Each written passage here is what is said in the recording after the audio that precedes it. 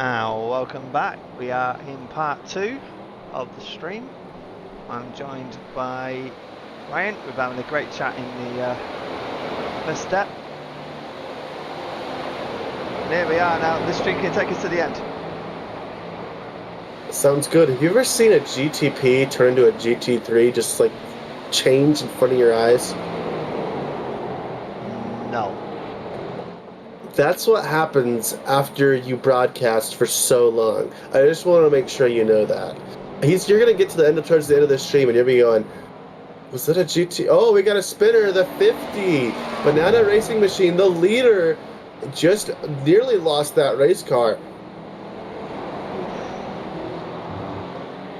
He's managed to hold on to the lead. That's a good thing. Yeah, that was a hard spin. 2.5 seconds back is Schneider Motorsports with Nicholas Schneider, what I would assume to be the team owner, right behind.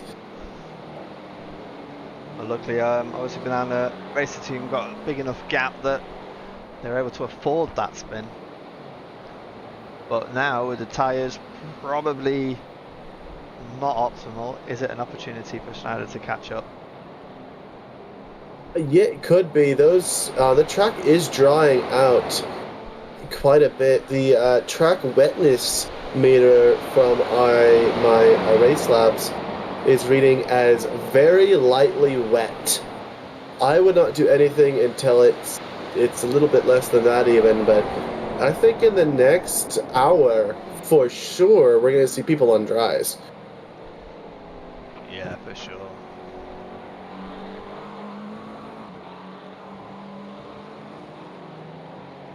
Yep, 0% precipitation is what the forecast currently is all the way to the end of the race. So the next hour we're going to get dry, and then from from then on we're going to be a dry race all the way to the end. Well, that'll certainly make some of this racing interesting. Like I say, still got that decision to make on when to switch, but I think in terms of certain positions, such as this fight for the lead, you could see quite a lot of aggression happening. Oh yeah. The confidence in the track will come back in, and just everyone will just want to push.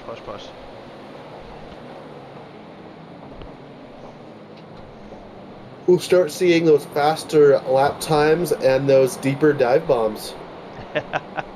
Oh yes. We're certainly going to enjoy some of them. Jess for Banana Racing Team has pulled away from Nicholas Schneider from Schneider Motorsports. He is making a good pace again. Had a little bit of a mix-up there, but he is currently pulling it back in there. A little wobble for sure. Yeah, I mean, he's definitely trying to get that gap, definitely pushing, but knows the car enough on how to save it and not lose too much time over it. I think that's extremely positive driving there from Jesse. We got one car driving through the grass. That's going to be the 46, Eddie Gomez, driving straight through the grass for Hyprex Sim Racing City Azul. Yeah, that car has been through the walls a little bit.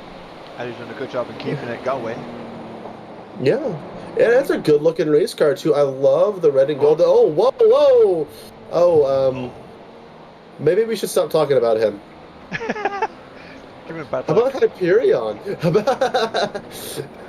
Hyperion Racing. I want to take a look at that scheme into the lights here. He's going to come up onto the front straightaway.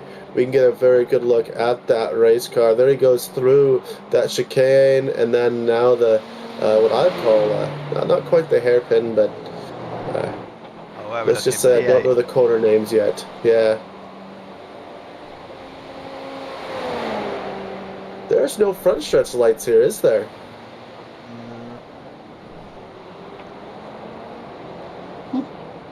Very interesting. He's catching a bunch of GT3s here. Yeah, he's got to work around quite quickly there. That was beautiful there, but yeah, oh, he's going to run down right the middle here, maybe. Let's see here. Oh, he tried. Oh, he looked. He did look. He's like, oh, that's not going to work. Nice job, Alexander Kurtz. Yeah. That's awesome. great decision Here comes making. another here. To the left, maybe? No, he's going to cross him over. Watch that. Yeah, look at there. Beautiful. Beautiful work for Hyperion Racing. Yeah, that was some wonderful driving. I like that. You always going to love watching cars pass GT3s. You know, to get it down to that kind of level is like an art. And Oh, yeah. fair to say that Alexander Kurtz definitely got that down. Oh, 5.2k iRating. Yeah, a little bit of a wiggle there. I think that is just an iRacing glitch that we're seeing on stream, because we watched somebody do that exact same thing the last lap, but they did not slow down at all. Well, it just looks like he just went a bit wide and just got a little bit on the grass. But again, down to that quality car control, he just got it back under control quickly and just, like I say, not lose any time, just work it through. Let's check out P11, Impact Simsport Blue. They're going to be coming up on some lap traffic here. They're going to be working on the third place car of Delta here. We're getting a nice, beautiful look at that Ford Mustang while he goes by. No bias there at all. I just recently became a fan of Ford because, I'll tell you why. Reed, I think it's called Fast as Hell. And read the Carroll Shelby autobiography. Very good. Very good. Yeah, it'll be worth a watch. A read of that, sorry. Yeah, they're very good. I must admit, I am a fan of the Mustang guy. It is so good looking. Look at this guy, work through lap traffic. He's going to shine his lights to the inside there. As we say, it was what we would call it inside in NASCAR, but what we would call the right side in normal people speak. He just worked his way by all of those GT3s. How about Majors Esport? Look at that cross through. If you saw that, that was beautiful. That was nice. Yeah, we're just watching that. That was beautiful. Yeah, that was beautiful there, getting right through there. Let's see. He's going to cross him over here. It's going to look nice to the inside. Beautiful work there for Alex Crow. Hey, I've worked with that guy before. It's like he's a coach or something.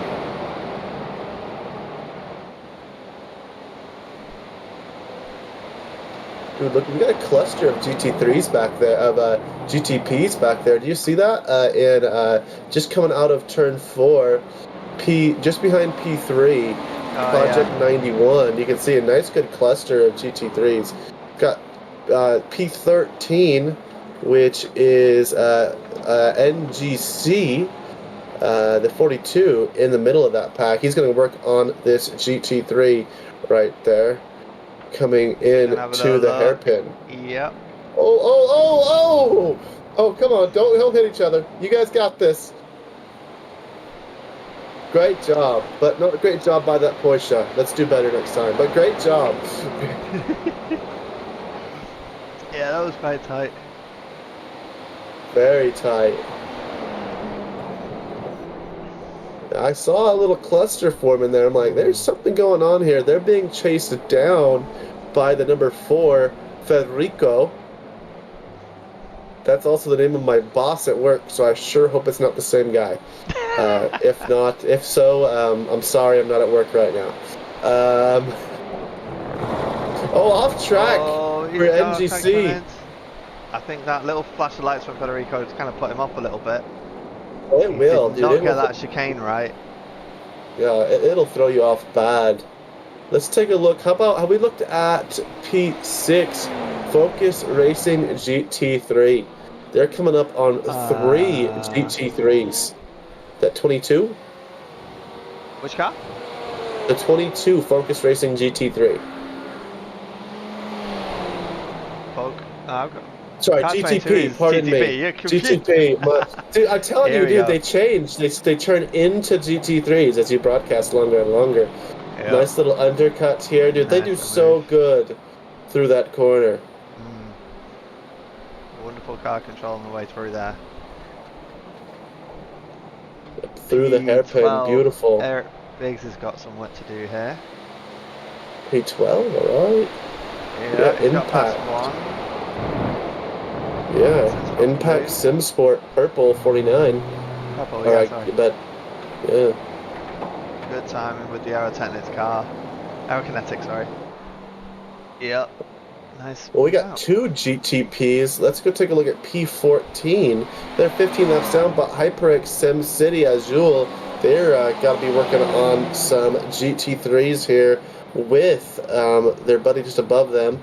That's going to be P6. Alexander Kurtz, who we were just talking about, our guy from Hyperion, right? Hyperion? Yeah, Yep. Hyperion. So we know how good Alexander is getting through the field. Let's see what Eddie can do. Yeah, there he Nice move goes, up the Eddie inside. Gomez. Yeah, great job. He's just keeping an eye on that Alexander Kurtz, and he's like, I'm just going to follow this guy through. He knows what he's doing a little bit better than I do, that's for sure. Yeah, looking good in that Ferrari. Yeah, just on board with Alex Crow in Majors Esport. He's got a few GT3s to work around, as well Well, look at as that. Oh! He went off there. a little bit over. We'll get it back on track. Let's see what he does Do it getting again. back to the... yeah, let's see how well he can get back. Gonna work on that McLaren. No! Ooh, a little bit close out That... of it. Takeo was a bit worried there about what was going to happen. He should have just All stuck right, to his lane. Baptiste. That was Baptiste. Baptiste. Yeah. Baptiste, yeah, back there. He was coming back on track. You don't expect him to get there that quickly. That's for sure. And that's got to be one of the worst places to catch up to a GT3, because they need that Yeah. room to get the S's done right.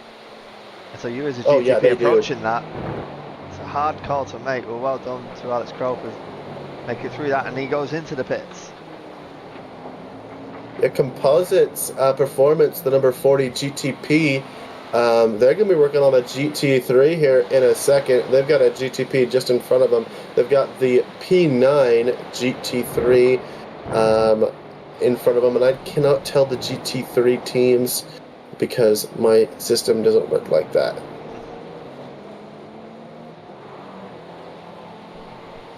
But I can tell you, it's Don Michael in that car. Looks like Alec just hit pit lane. You saw him go off just barely. That was for Majors Esport. Yep, he's in the pits. Alex Crow is staying in the car by the looks of it, so yeah, he's going to carry on with that. All good.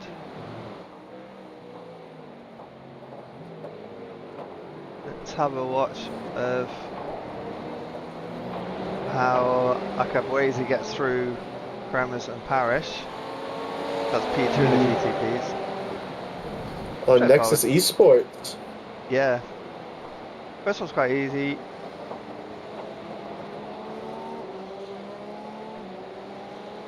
I think we're wanting to catch up to Bobby quite quick. Yeah, there you go, just in time for the curve. Yeah, just to set him up on that left side and make it a nice, pretty turn. Beautiful Acura. I'm a Honda fan as well, so you know what I'm cheering for. Yeah, I'm a Honda fan myself. How about that NSX they added, man? Oh, I've already got it. I've already turned lamps in it.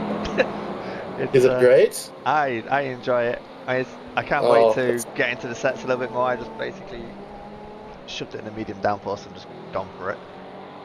And I thought about doing it for the Daytona 24, but I just love the LMP2 too much to go away from it. Yeah, I mean, the LMP2, I used to love that car, and then for me it went through a phase when I couldn't control it anymore. Oh.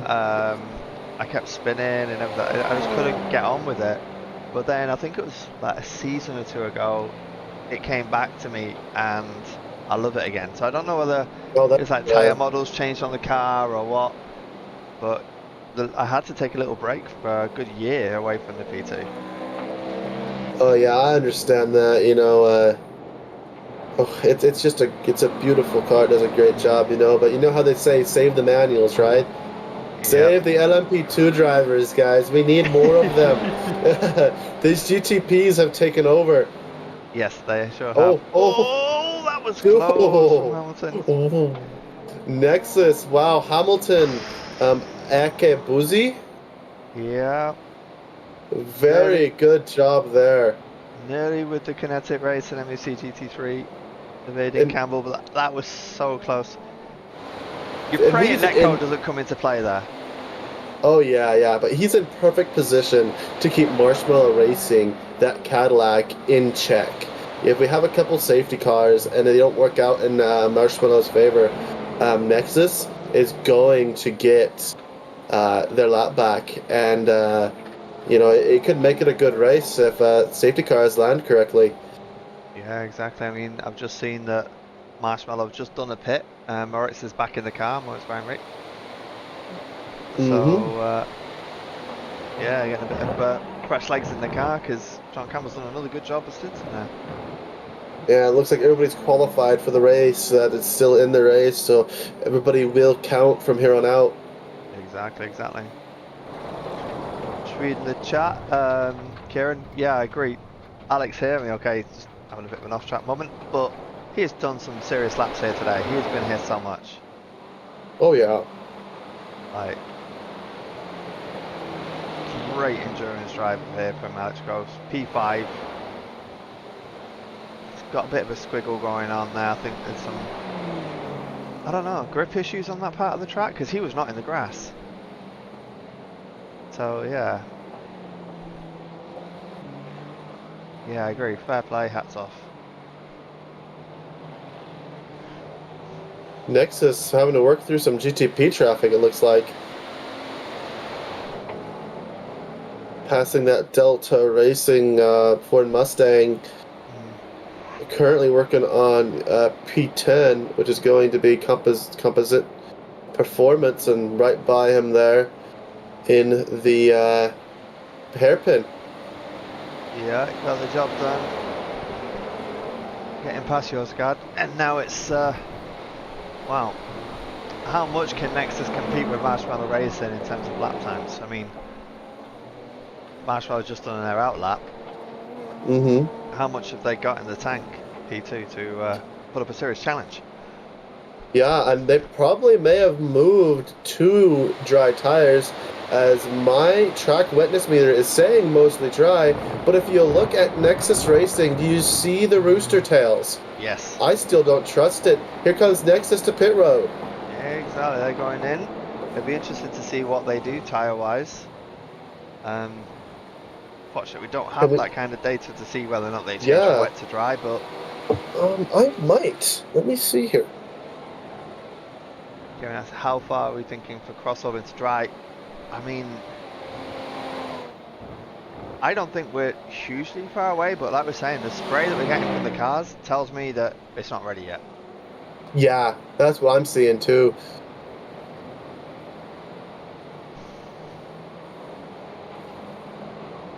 There's definitely a lot of squiggling from the GTPs. I think some are braving it just to see what happens. But, yeah. Not sure.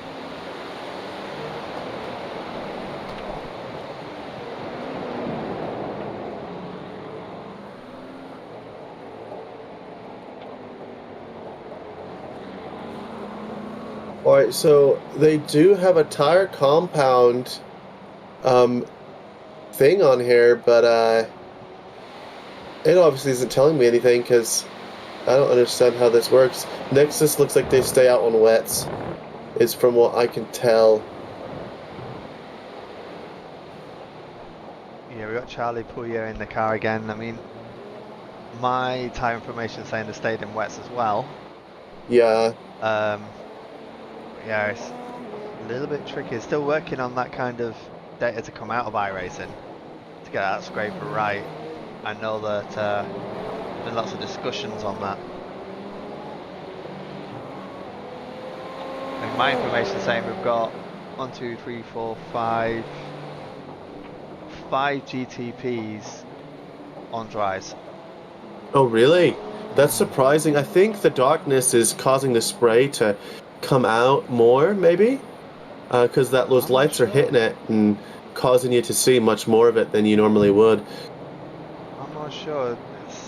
The real, Nexus just got boxed in by two GT3s. They're being chased down by Eddie Gomez still. yeah, now he's in the box. Yeah. He's trying to get a move on. I mean, it's hard to distinguish here. There are a lot of squiggly motions going on, which does suggest dries in the wet. Yeah. I still suggest you be on wet tires, and we can see here. I'd like to take a look at Marshmallow Racing, see how they're doing up there in the lead with lap traffic. They are catching up to P2, getting ready to put them 2 laps down, and that'll pretty much end the race. Not really. I cannot gonna say that because I remember in Le Mans 6 months ago, we had a team blink out for an entire lap and have a lap not count, and then they blinked right back in their exact position, and anything can happen. Wow. Yep. Split 3 pit stop TV. It was insane. Split.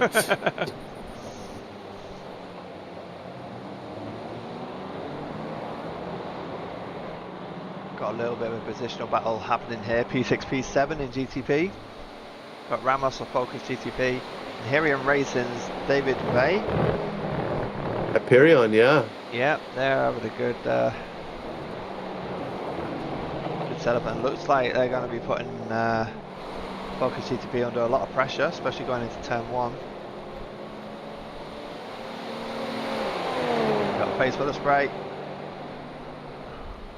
You have to peek out there. It's going to cost you time, but you got to know where your car is. Oh, Ooh. that Porsche got really loose. Yeah. A lot slower into that corner than perhaps I anticipated, but Avive saw that well and dealt with it.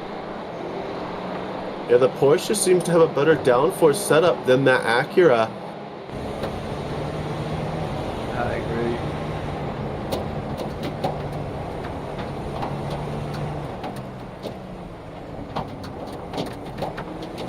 On the bumper is David. Yeah, he is definitely working it. He's trying to keep that visual going as well, see where he's going. And trying to see those brake markers, because, it's hard enough now. It is, yeah. He's trying to chase down Francisco. Focus Racing GTP just ahead there in that green car. That is Francesco. And David, Hyperion Racing, he is just behind there in 7th position in that number 4 car, that Acura. We're riding with David Ray at the minute and just watching as well the wheel inputs. The way he's having to turn the wheel, cross-checking, you're seeing the pebbles coming around as well. Oh yeah, look at that. Going into the chicane. Oh, there's a GT3 causing a bit of a block. Does this open up the door for Hyrion to actually do a proper attack? I mean, this is the thing, does Dave Bay have attack mode, and is he willing to use it, or does he not feel the need? Does he sit here and save it and just wait for the right opportunity, because he's doing great. Oh, he nearly clips the rear end of that Focus Racing GTP. That was close. Great job by David, though, to avoid the contact. He is not done chasing him down. He's got to get past P8 here. Aaron Powell. But now David is 0.8 seconds behind. That's 0.8 behind the Focus Racing GTP, the 22 driven by Francisco Ramos. Yeah, he's got to try and really catch up again on that, make up for lost time, but that was a very close scenario there. Oh, he's doing great work here. He's on a minute about 1/10 of a second, and he's doing really good into these braking zones. He did just overdrive that corner. You saw him go way wide there. He's got to pass that 21 car and continue on. I believe was that the 2? That was the 2 for Kinetic. Yeah. P5 Aiden Campbell just doing a good job of being predictable to make life easy for David Bay to get round. Yeah, now Eric Biggs is going to have to work around him. There's going to be a GT3 in the way, maybe contact. A little bit of a push there, a little bit of contact. Bastille, just passing Bastille, the 8th position car in GT3. This is the thing now, That's David, gonna, hoping to get past Eric because he's losing time. yeah, he's lost an entire second due to Eric Biggs and that GT3 coming together at the same time. He's got to get past Kevin Parrish here. There's Kevin Parrish, and he's going to stay right behind Eric Biggs and maybe look for the dive bomb here coming into turn 1. He's going to look there, and he's going to take it easy. He remembers what happened that last lap around, or does he not? It's a little He blink locks out up the there. front tires. Big blink, doesn't know where the car is at, and has to really get out there. 2.3 second loss so far for David for Hyperion Racing. That's so unfortunate. I mean, with Eric Biggs having that little blink, you don't know where they're going to be when they reappear. And so, yeah, it makes complete sense with David. A good call just to back up out of it, but at a big cost. Oh, Eric Biggs is gone again. And we have no idea where he is at. It's starting to affect racing. There is a rule in the rule book about this. All right, he has not appeared in pit lane yet, and so we have no idea where he's going to reappear. Whoa! Ooh, right next to him. Wow, then there's nothing David can do. He's got to get past this Ford Mustang. He's got 2 seconds to Francisco, and he's already trying to burn off some time. I mean, all they can do is put the hammer down. Right. So Biggs, yeah, there you go. Biggs reappeared and 2 seconds behind him. So yeah, at that point you don't know where they are. Just go, and hope that Eric doesn't just reappear in your car. Yeah, that was absolutely beautiful work by David from Hyperion Racing. That was just a masterpiece at work there. Now he's got to put down some fast laps. He's going to be working on the number 82 Porsche P15 in the GT3 class right now. Could go around on the outside onto that front straightaway. Yeah, exactly. It's going to be feeling like back to the drawing board. But he knows what he needs to do. He's just getting to that rhythm. Hyperion has got what it takes, that's for sure. And they're a great team. We saw him race this. We saw him race this car at Le Mans, and they were just absolutely fantastic. So props to them. Props to them. Watching, maybe we should give our GTP leader a little bit of screen time. What do you think?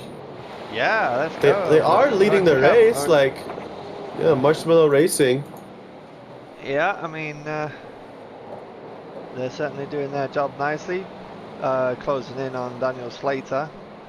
Yes, sir. In a nice way. The consistency of Marshmallow has been super impressive, both Sean and Moritz. They've had fun today, I think. Oh yeah, they're having an absolute ball as he works to the right side of that GT3, heading down the front straightaway now. Yeah. He's got a GT3 ahead of him. That's going to be Anthony. That's P4. The 222, the name I will not re-say again. And then he's got that GT3 leader, Jesse, for Banana Racing Team. Yeah, he's going to make sure we're going around the outside there, using the grip. Yeah, beautiful work. Yeah, and then you got to think, where's the water? All that water's on the inside line, you know. He's trying to go where that line is, or not where the water, but that's where it is the slickest when it's wet, is on that racing line, and that outside line works really well, especially in this multi-class racing. Gives plenty of room. There is the 50. That is Banana Racing Team, the GT3 leader, and he leaves them in the dust. That is Maurice making great time in that number 5 Cadillac. And this has been, yeah, I keep going on about consistency of these guys. This is why they are where they are. These two have been training a lot to get this right. Obviously they know this car inside and out. They know how to push it, and even just then, routine car, just do what Maurice does and goes flying up. He knows what he's doing, so these guys are definitely doing the business. Yeah, consistency is key in these endurance races. Taking care of the car and staying on track.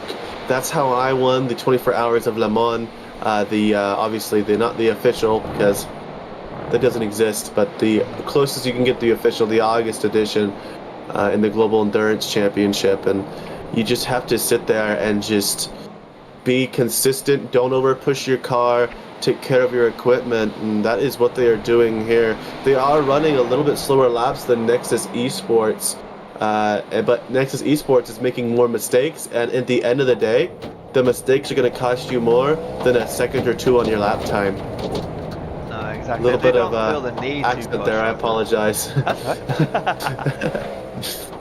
There's no need to do major pushes or take big risks. I mean, these two in front, P11, P14, Dino Vela and Eddie Gomez,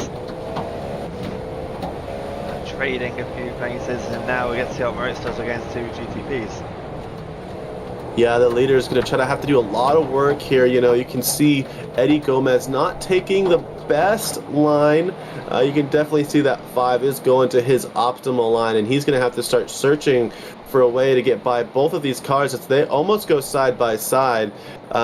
Dino Vela P11, which is the Impact Sport 49 car, he's set into that next corner really good, and he's got to get around the... Now we got another car in the mix, and it's going to be a cluster here for the leader here. It could be dangerous. Indeed, he's making his position clear. He's got through nice and safe there. I think it was Powell had to go around the outside. Aaron Powell has gone off track, but it just looks like that Mauritius followed Dino straight the way through that. Yeah, that was absolute beautiful traffic management by Maurice. Great job for Marshmallow Racing as he is chasing down P11. That is the Impact Sim Sport 49, as I said. Just trying to get Dino Vela, and he's just being patient. You can see he's not over pushing the car, and he's going to get him here on this front stretch. You could see him turn on the attack there. Oh, whoa. That was way too close for Dino there. Yeah, it's a lot of trust going into getting closer. I think that did affect Dino a little bit. He goes a little bit wide into turn 1. Yeah, he definitely overshot that corner. Moritz saw it though, and he was like, oh, I'm just going to turn a little bit farther down, and he definitely turned in way early.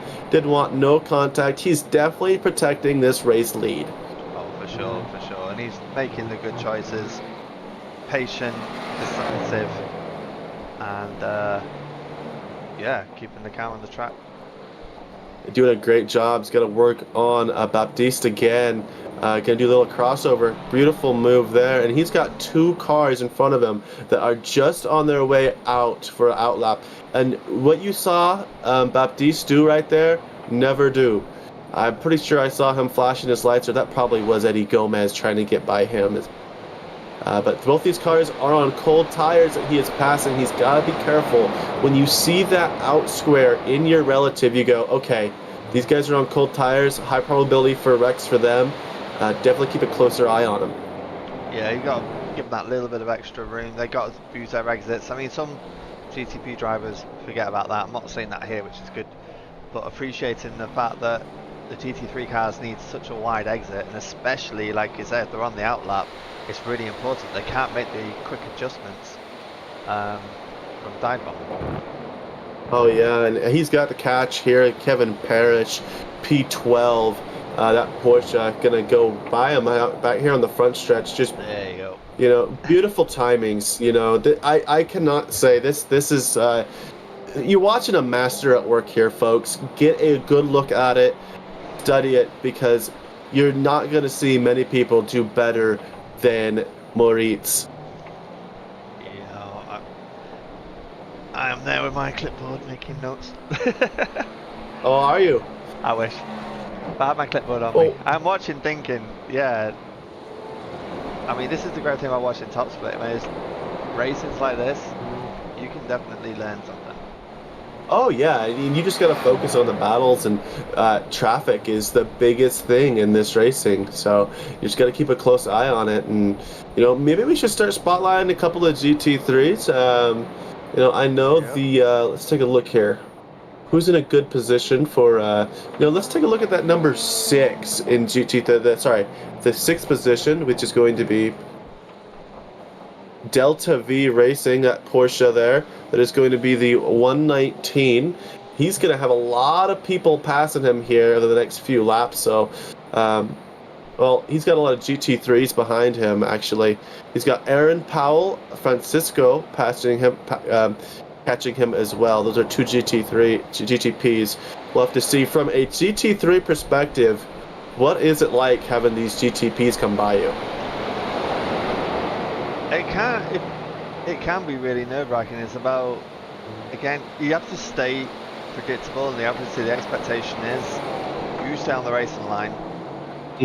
And don't be scared of the fact that GTPs are coming around you, because at the end of the day, the performance issue between the performance difference between the two should not make it hard for them to get round. But as soon as you start thinking, I need to get out of the way, and you try and be helpful, it is actually counterproductive.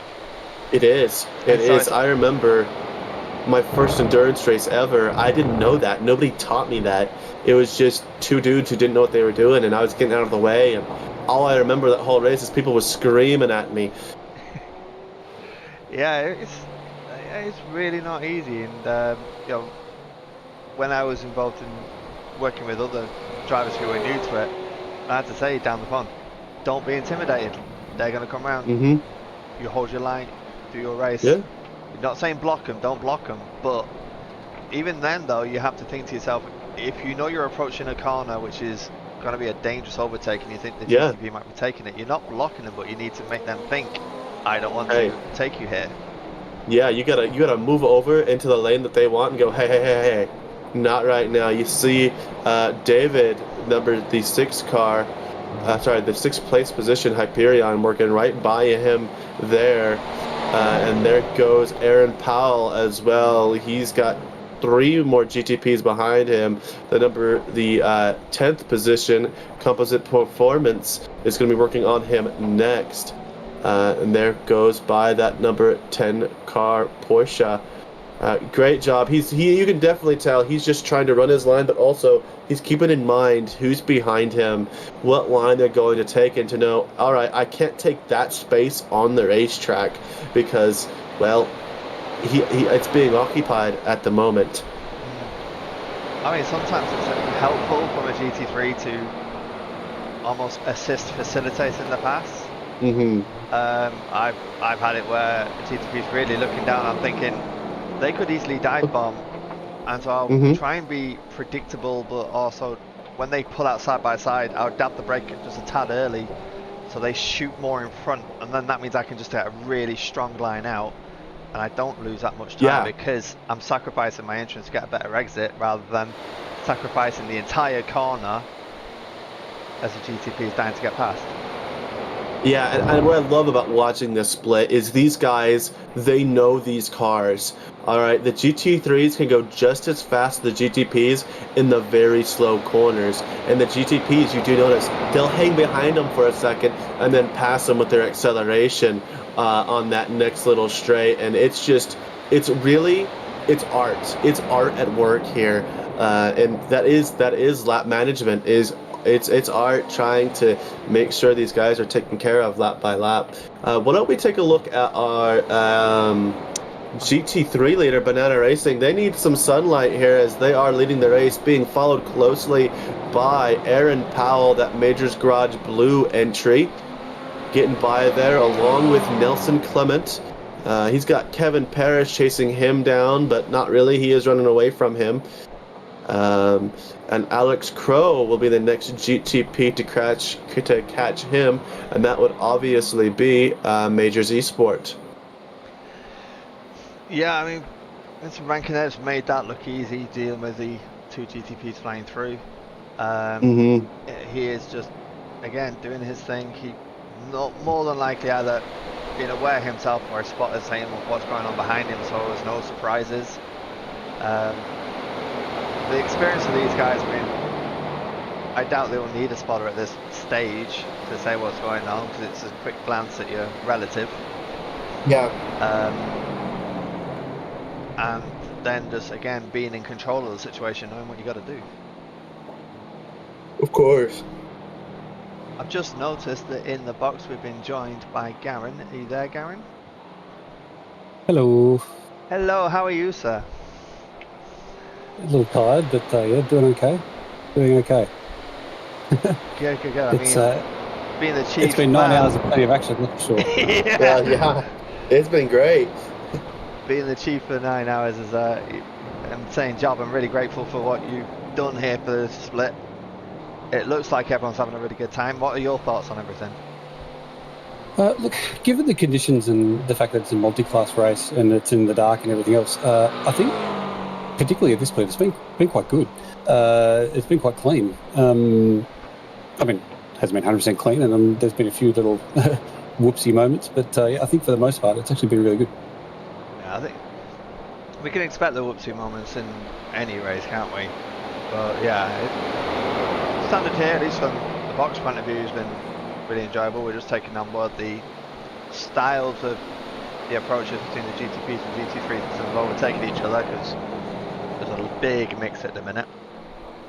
Yeah, there certainly is, and one of the things that I'm not sure if you guys have picked up on, but ordinarily with the way that the circuit is at the moment, with the level of precipitation or lack of, now that it's stopped raining for quite a while, normally this would be about the crossover point where slicks would be the tyres to be on, but it really does seem to be only the Ferraris with their all-wheel drive that can get the slicks to work at the moment. Both the car that I'll eventually get into, is allegedly I'll drive in this race, as we're nearly 9 hours in, I haven't done any yet.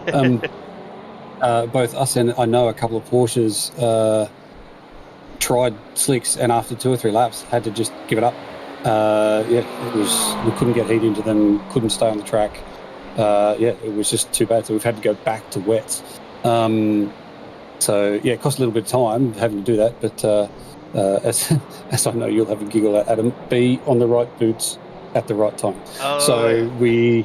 we've just had to go back to what are the right boots at the moment, which is the wets, even though the track is, I mean, I know that the iRacing system shows a lot of spray behind the cars, but the track's basically almost dry, but it's so cold, and there's just 1 or 2 dangerous areas that, yeah, you can't do it. So, yeah, Ferrari's got a bit of an advantage at the moment by being able to run the slicks, but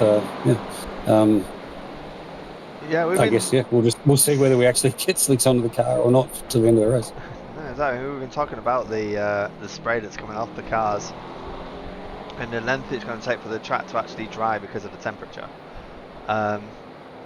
It's interesting saying the stream was spotted. We have people commenting about how some drivers must be on dry because they're so squiggly. What's the deciding factor, do you think, apart from obviously the ability of not spinning, is the right time to switch?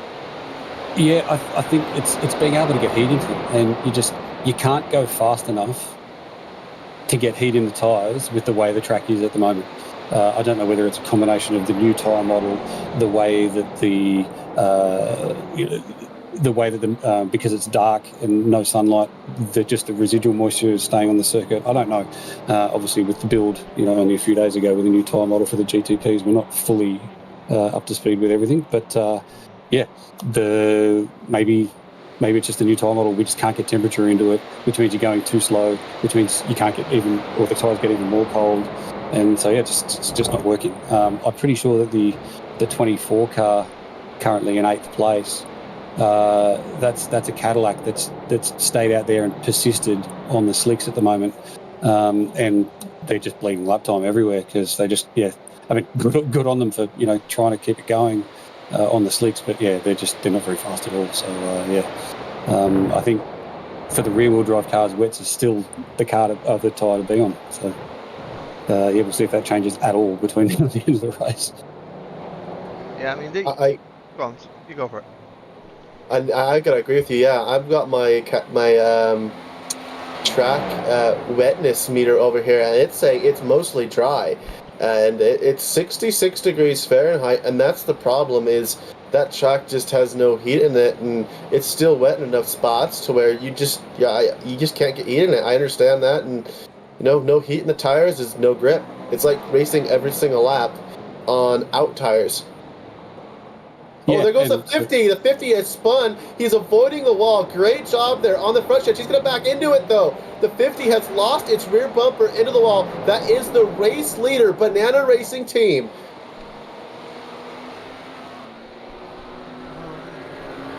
with a meatball. We're trying to look. Oh yeah, see that? Let's see if we can get that replay going. That's big. They're able to drive. That's a good thing. Let's see what's going on in the replay. Oh, just lost it there. And then rolls it into the wall. That's where the damage came from. Oh, but then going out right in the middle of the track. Nearly taken out by 2 cars. Not holding the brakes. Yeah, that's big for Vincent there. Having a big hiccup there, and that's a huge deal. And it really just comes back to this track still being very, very treacherous, as Garen was saying. Garen? Yeah, well, that's my read on it, watching from the sidelines. Haven't actually had a go in the car, as I said, yet, but yeah, that's certainly, and that's the feedback we've had from our driver that's in the car at the moment, Tom. Yeah, like you were saying, it's like being on an outlap all the time. So obviously, we sent him out on slicks. We said the first lap's going to be treacherous. He had a spin, and we said, don't worry, everyone's spinning on their outlap, and we find you'll get the temperature in, and then you'll be able to go faster. And the temperature just never came. So yeah. He was adamant after a lap and a half, no, we need to come back in and get wets again. Yeah, we persuaded him, no, persist with it, give it one more lap, the temperature will come. And yeah, that third lap itself was diabolical in terms of spins and off tracks and all sorts of stuff. So yeah, we should have listened to the driver then. And yeah, he obviously had the right read on the road that we'd gone too early. So yeah, anyway, we'll see how we can go for the rest of the race, and yeah, I look forward to having a turn. I hope you get a turn for sure. Yeah, I'll be really... Well, yeah, I mean, look, we've I don't know whether you guys have picked up, but yeah, we had a GT3 push us off the road, and we had quite a big accident early, inside an hour and a half, I think it was, and we were 20th and 6 laps down. We're now 8th. And we're 8 laps down from the leader, but we're still only 6 laps down from second. So we've basically, aside from Marshmallows, who are just insanely fast and clearly deserve to win this race, aside from them, we've not lost ground to anybody else. So yeah, it's kind of unfortunate that we had that incident early on, because yeah, Podium might have been on today. Yeah, Nicholas Schneider is now on the same pardon me. Yeah, Nicholas Schneider just passed P1, and that puts Schneider Motorsports in the lead, that 23 car. Yeah, Rankin had to go in the pits, and that just opens the door for Schneider to really get a good grip on the competition with a 30-second lead over who's now P2, the Les Conveyors de l'Extreme. And this is not going to be a short stop for Banana either. That rear bumper is missing. That is a 6-minute repair at the minimum. Yeah, 100%. I mean, what can you say? The track gives and the track takes away, and on that situation there, they just lost it through the grip. And this is the danger everyone's saying. You can't allow yourself to get into that false sense of security of just turning laps. You've got to keep that focus and constantly analyze.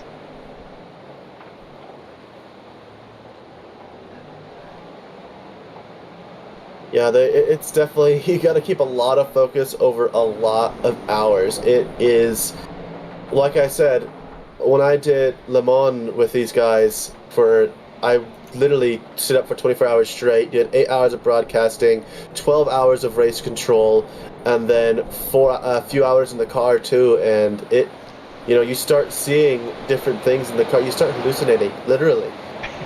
So it gets quite interesting. Yeah. Garen's going to be watching, waiting, anticipating that now when he's in the car. I can't wait to see I can't wait to see what sort of stories I get to enjoy. Apparitions, you see? Yeah. Yeah. Have you had images from Space Camp? Can neither confirm nor deny that that alleged comment. Yeah. My brain stopped working, so I should probably not try and comment anymore, other than to say, I'm sure you've been plugging it, but yeah, a huge thanks to Sudspeed for their sponsorship of the event, and to Majors for putting it on. Yes, I've done quite a lot of the organising, done countless podcasts, Q&A sessions, and did my first ever driver's briefing today, which was interesting. But I'm just doing my little part. And there's so many people that are, turning their wheels to make all the cogs work. So, thanks to everyone that's helped out, whether that be pre-race, during the race, going to help with data and website building for, the Endurance Championship in 2025. It's been great to get, this. It is a test event. It's an event in its own right, and it's got its own place. But it is a test event to make sure that we get the championship running as smoothly and as great a product as we can in 2025. So hopefully people enjoyed this, and we can build on it for the series in 2025, and get all of these teams and more back. Yeah, it was really cool to see a lot of these teams that I broadcasted for at Le Mans 6 months ago. It's really cool to see these guys racing again and going at it, and I really hope to see them quite a few more times. Yeah, I also wanted to say thanks, Garen. I was going to say thanks to you to Race Control, because you've done an amazing job in terms of organising the rules and everything like this, keeping everybody in check. I mean, everyone in here seems to know and respect what's going on, and it's down to your knowledge and experience that you're making this event happen. And I'm excited to see what happens with this whole series. If this race is to go by, this series is going to be awesome. Yeah, and the introduction of the Pro-M divisions and the M division, elite driver and sportsman divisions, as they'll be called, across the two splits, will bring an extra dynamic as well. And it really will be a series that everyone has something to race for. Bring it on. It'll be great. And one last thing that I'll say before I have to go. Obviously, it was a little disappointing for us to have to go from 3 splits to 2, but I think it's actually worked out with the attrition the way it's worked for a better product for those that have been racing today.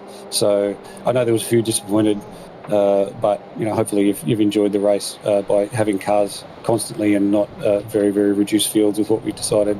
But it does mean that there's quite a few extra coins available, so keep an eye out for potentially a bit of a deal that Mike might be sharing with everybody in the next day or two. So I'll leave it at that, and thank you guys for your work in the broadcast, and giving everybody something to watch, and bring on 2025.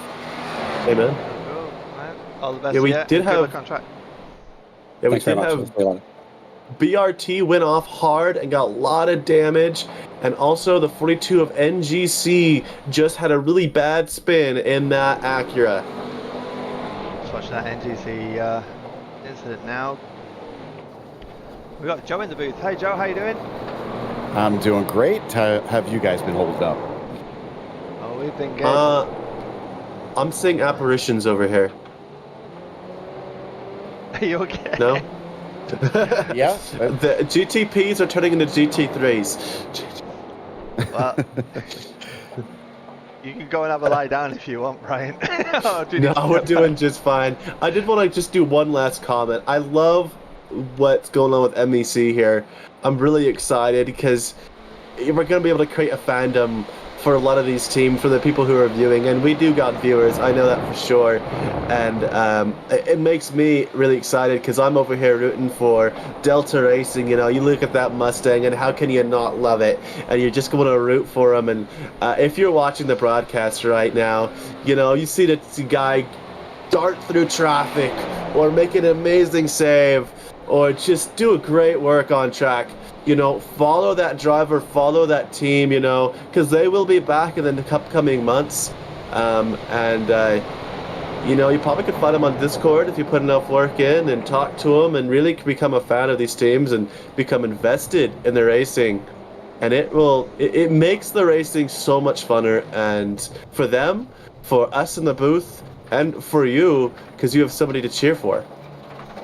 Oh, 100% I agree with that. Really is setting a good standard, and like I say, getting that fan club going, that fandom. You've got the opportunity in our Discord to talk to these drivers, and then talk to when they're on track. It's really, really good thing we've got going on here. Yeah, it's awesome. But it sounds like it's the end of my shift, isn't it, Joe?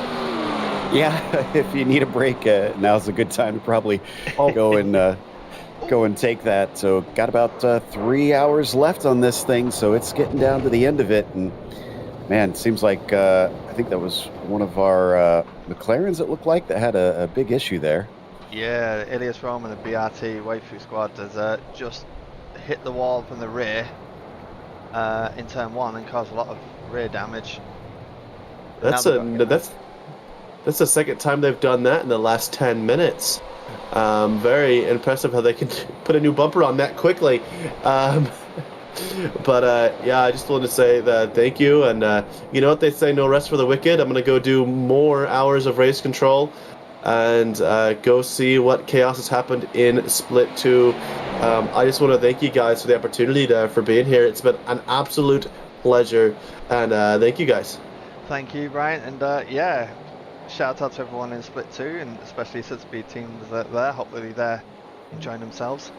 And we'll speak to you soon. Sounds like a plan, man. Have a good one. Have a good one.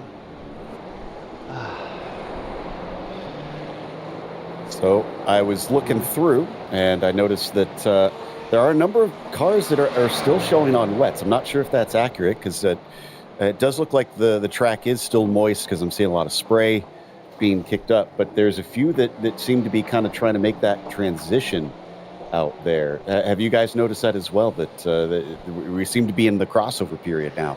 Yeah, I mean, that was one of the things that Garen was actually just saying when I was in here. That we're in that transition period, and cars are certainly trying to get a feel for it. Some cars have made the switch to slicks, realised wasn't ready yet, and dive back in the pits to just switch them back onto the wets because they were losing too much time on the slicks.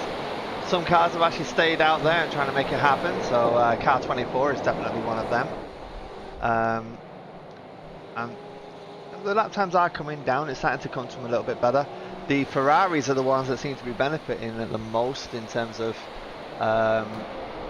they are handling the slicks a lot better, and you can see a lot less spray in the rear of the car. So we're seeing some of these transitions happening. Some cars are starting to explore what's the capabilities in their setups. The other thing that's striking me in all of this is I've seen a number of black flags recently. You guys mentioned some of them, the Waifu Squad, Delta V's 118 car, and then also Majors Esports got one there briefly, the 47 on the GTPs. I think they've already served that. The others still looking like they haven't served theirs yet. So yeah, it's getting to be, I think, about that time that maybe some are overstepping that 60 incident limit that we had mentioned earlier on this evening. For sure, yeah. I mean, you know how easy it is to get the one exit in here, going through the chicanes. I see a lot more off tracks happening, and seeing a few contacts there. We just saw Moritz have a bit of contact with the GT3. So there are some penalties coming through, but also seeing cars making mistakes and getting more damage. So had a couple of meatballs as well. Well, and I mean, there's also the elephant in the room. When I left, there was, I think, 43 cars running. We are now down to, it looks like, 29. So I'm going to take a wild guess that the rain did, in fact, collect a few victims. Yeah, I would definitely go with that bar. I mean, it's been a tricky one, but to be fair, on the whole, the drivers were all done superb. But there has been a lot of big crashes happening, and trying to make it work with the rain. But ultimately, the repairs seem to be a bit too much. There's some really good cars out here. Like, you know, I'm going to do a little shout out there for Car 46 Eddie Gomez and the Hyperx Sim Race City. I thought, you know, he's done a good job in keeping that car going, because he's had spins, bumps, things like this, but he is still keeping it up, keeping it out there, and so that's the kind of thing you want to see. Yeah, I do appreciate the teams that keep going. I will often describe them as the Dory Award, because they just keep swimming. So, and I know it's you know, it's a little tongue-in-cheek, but it's honestly coming from a place of admiration that drivers and teams will not give up. And even if they don't even have somebody to race, you know, I feel like that's, like we talked about earlier, that's the spirit of endurance racing, that if you go out there and you keep going until you get to the finish, even if it does look hopeless. I've just noticed as I was watching some of these cars circulate around, looking through the headlights, it does look like we've got quite a dry line showing up here on the racing line. So yes, it is still quite wet, but I can even see in the darkness that it looks like we've got a significant patch of racing line forming. Yeah, for sure. I mean, the weather display on the overlay here is saying it's switched mostly dry. So people are starting to get the confidence now and taking the racing line again. And it goes back to that question about when's the switch time. You can see the variance in the spray here. I'm watching Tom Gass from Future and Blackout. Down the straight, there's a lot of spray, but just before that, very little. Yeah, I was trying to check the times earlier on in the race, and we're looking at low 140s, you know, some even dipping into the 39s and 38s out there. But even our leader right now, Marshmallow Racing, running 48s and 47. So that's still pretty far off of what they were doing in the complete dry. So maybe it's not totally there yet, but yeah, it's everybody's going to be watching the data. And that's honestly, other than the feel of what the driver can tell you, that's the big thing, is who is out there on the dries and actually doing quicker times. You know, as soon as you see that crossover point where you're on the dry tires and you're suddenly going quicker than the wet tires are out there, that's when you know, and that's where you're probably going to see a lot of the drivers kind of waiting for that guinea pig. And when they show that it's doable, everybody's going to try and make that switch. Oh, for sure. And everyone's going to be watching everybody, like saying, hearing that some cars have made that switch, especially the Ferraris, but looking at the lap times. Everyone seems to be aware the 42 car has no headlights trying to make its way back at the back end of the circuit. Race control talking about something out there. What were they saying? Someone's out there without lights. Oh, that's a big no-no. So, yeah, I'm not surprised they got on there to let them know. Yeah, there's a few cars out there that have been in that kind of situation. Something's happened with Andre Rosa. I'm just going to see what happened there. Oh, a little bit of a spin and bang into the wall. And yes, it is Andre Rosa from NGC. I think he doesn't have any lights left. Yeah, when you hit that front, unfortunately in the darkness, that's what you'll often see, that you've got to come in and get that repaired, or else you're just literally going to be wandering around in the dark on that one. So exactly, just riding with Andre now, this is the kind of view you get without the lights. I mean, that's terrifying. On top of the damage he's got as well, you can hear it. Wow. That is yeah, that's driving by some faith. There is a few ambient lights around Nürburgring's GP course that iRacing has put in, but you can see there's very, very few. He almost kind of needs someone to go in front of him, which it seems like that's kind of what he's trying to do.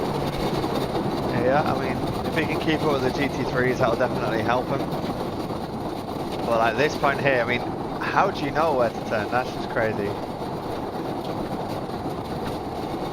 Memorize the track, I suppose. Well, that's it. It's down.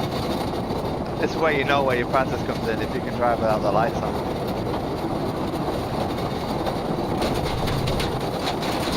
Sneak out. Boza, which is that car number 42? The Rosa, excuse me. Yeah, so made it into pit lane. Yeah. I'm seeing now.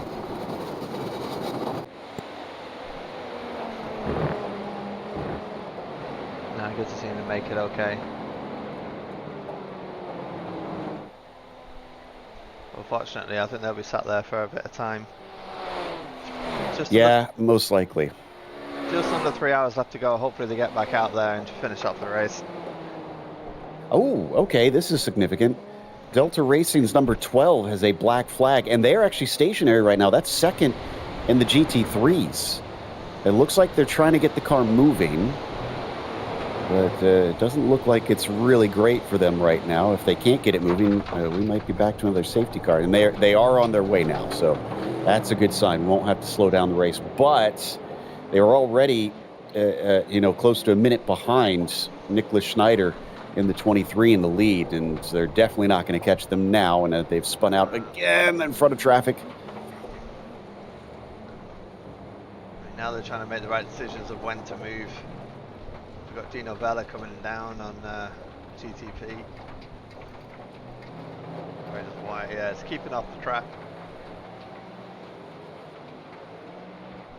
So they'll have to serve their black flag on top of needing some damage repaired, unfortunately. Let's see what was happening there. Oh, just went off track. That'll probably be where that penalty came from, but then trying to keep control. Oh, and contact as well. That looked like car number 6, FP6 Batiste. Oh, man. I hate it when that collection Pretty happens. Pretty big contact, too. You can see how much it took off the bodywork of the car. Yeah. So no wonder they've had to come in to get that fixed. So, yeah, that explains it. Like you said, incident point for going off track, 2 incident points for spinning, then, of course, 4 incident points for contact. So no wonder they've come out with a black flag. They must have been relatively close to that limit, and all that action just knocked them over the edge. Yeah. Oh, we're just watching Julian Gopinit go off as well. That's 3rd in that class. Wow. Okay. And interestingly, both 2nd and 3rd were on dry tires when these incidents happened, but our leader is too, and they seem to be doing fine. So maybe it's just a case of it isn't necessarily too early, but it's going to be tricky out there. Yeah, definitely. I mean, I'm just looking at this. We're on lap 294. P3 last fit at 248. So I'm wondering if they're just struggling with the tyres a little bit. So the 222 car is going to stay out. Yeah, they stay out, so they'll take away that 2nd place from Delta Racing. I think Hugo Oliveira may have gotten in that car. No, he was in that car. Okay, so no driver change on that one. Let's see what happened with Julian there. Just turned out. That was really weird. Maybe under braking, just lock the rears a little bit there. Yeah, that must be that. Because it is still wet, so even if he didn't touch the grass, sometimes he could just catch a damp patch wrong in the dry tires, and that could explain what happened. I think we got another black flag, the 91 for Project 91 Racing Team. Also going to have to come serve that one. Man, there is a lot of drivers, a lot of teams that seem to have run out of wiggle room on those, because since I've been back in the past 15 minutes, that's at least, about 6-7 cars that have been given penalties. Yeah, everyone's hitting that wall now. Now we've got GTP off the track there. Factory Boyer.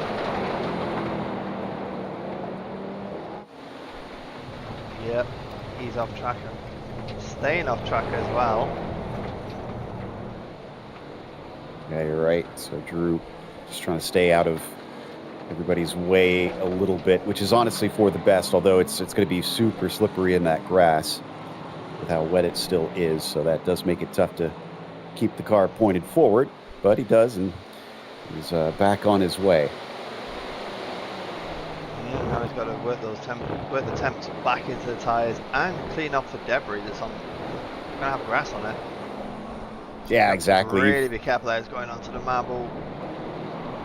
Yeah, you've lost all that grip. The temperature's gone, like you said. It's going to be messy, so he can't really push it quite yet.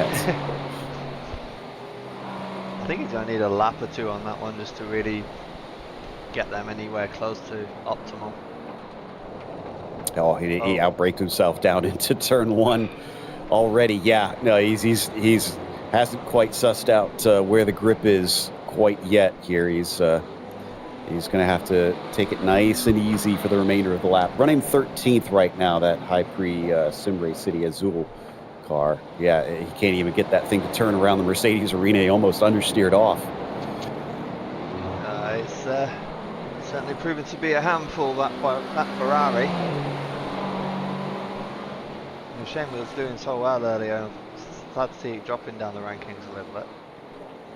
I was just reading on the chat there from Babalesco. Hey man, we've been on dry tyres for 20 plus laps. We were 20 laps too early. That's commitment, though. 20 laps, you realize you made a mistake, and you're still sticking to your guns. Yeah, exactly. Boyer had another off there over at the Dunlop hairpin. That car, I wonder if he's got some damage or something, because that's a lot of offs in a short amount of time. Yeah, I'm also wondering if he's just... Actually, I can't see any damage. Obviously, nighttime doesn't help. But I don't see any damage. I'm just wondering whether he's just needs to just be gentle for a lap. Yeah. The more he goes off, the more the temperature goes right back away. The more he gets the tires all dirty, so the grip won't be there. So yeah, he's. I mean, he has the got unfortunate a very comfortable lap. He's got 14 laps on the car behind, and he is 16 laps from the car in front. So. Yeah. Even still. Well, okay, so I was just about to make this point. The thing is, though, he's also dragging a lot of dirt and mud on the track every time he goes off like that. So I don't think he's making many friends by continuing on and continuing to go off the way he is.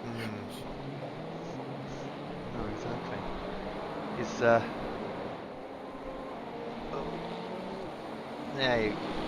still a bit sweet. I think he's got to be on the dries, and it's just not working right now.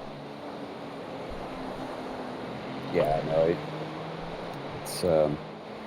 it's definitely too early at this stage. Hyperion Racing, though, is still running on the dries in 4th in those GTPs. Let me see what their lap times look like, actually.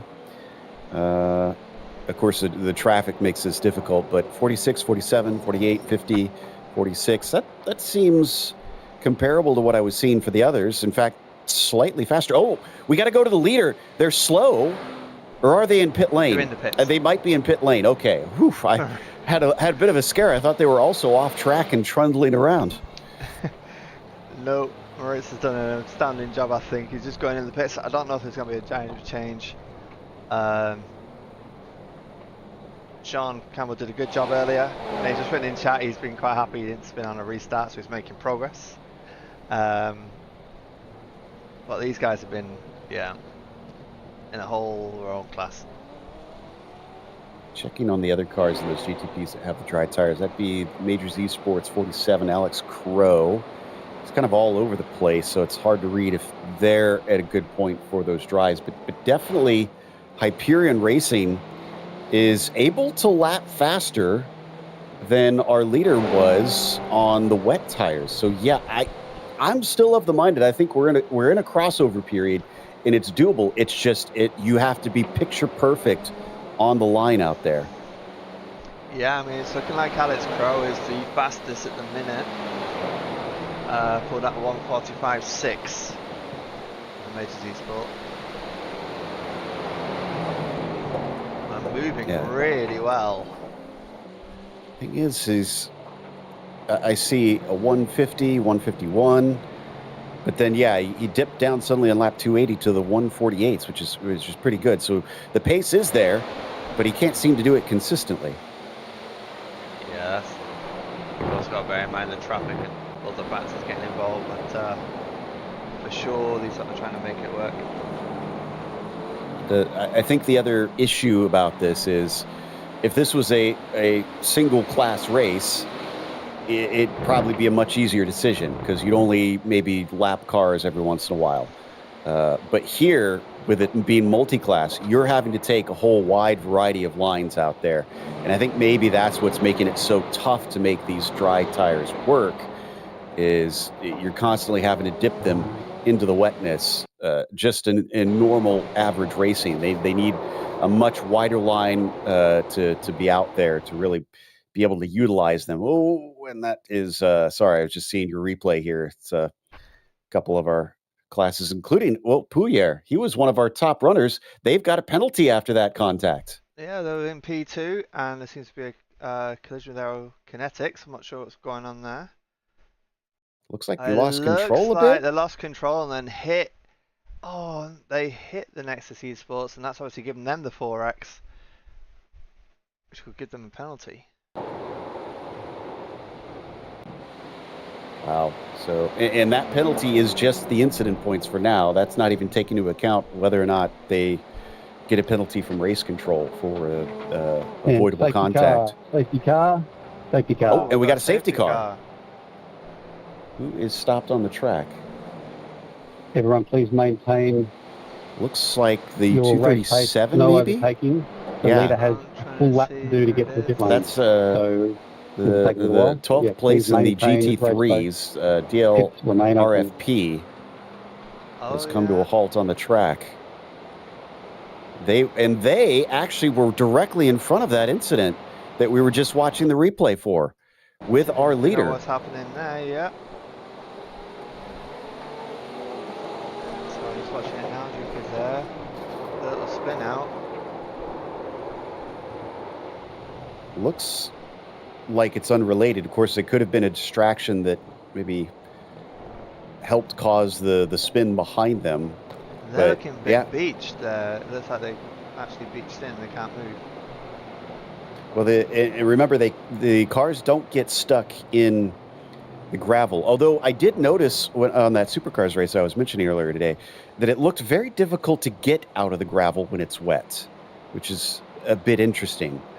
But I wonder if maybe they hit the rear of the car and that damaged the drivetrain, and that's what's keeping them from being able to get out of there. Possibly right Car there. 237, you have pushed the pole. Casino, so I think, is that going into the pits? Let's see what's going on with Vincent Banking with Banana Racing Team. Okay, leader engaged. Pit limiter at the end Just of cutting the across. exit. That's what iRacing allows, that little cut Okay, the race across leader is on the near the entrance exit. I don't think that gets marked as an unsafe pit entry. With caution. No, I think you're right. So Nexus seems to have served their penalty. So did they get in before this? Well, okay, never mind. I just remembered it's a manual safety car, so you can serve that, and it'll still count on iRacing because this isn't an iRacing yellow flag, where normally you would not be able to serve any black flags. Well, that conversation came up earlier tonight with Sebastian about what happens when someone has a penalty and a yellow flag comes out. I don't know if they've been in already. Yeah, that's a good question. I'm not sure if race control would look at that and would hand them another penalty to have to serve, because I would think it would be an unfair advantage to be able to serve a penalty during a caution.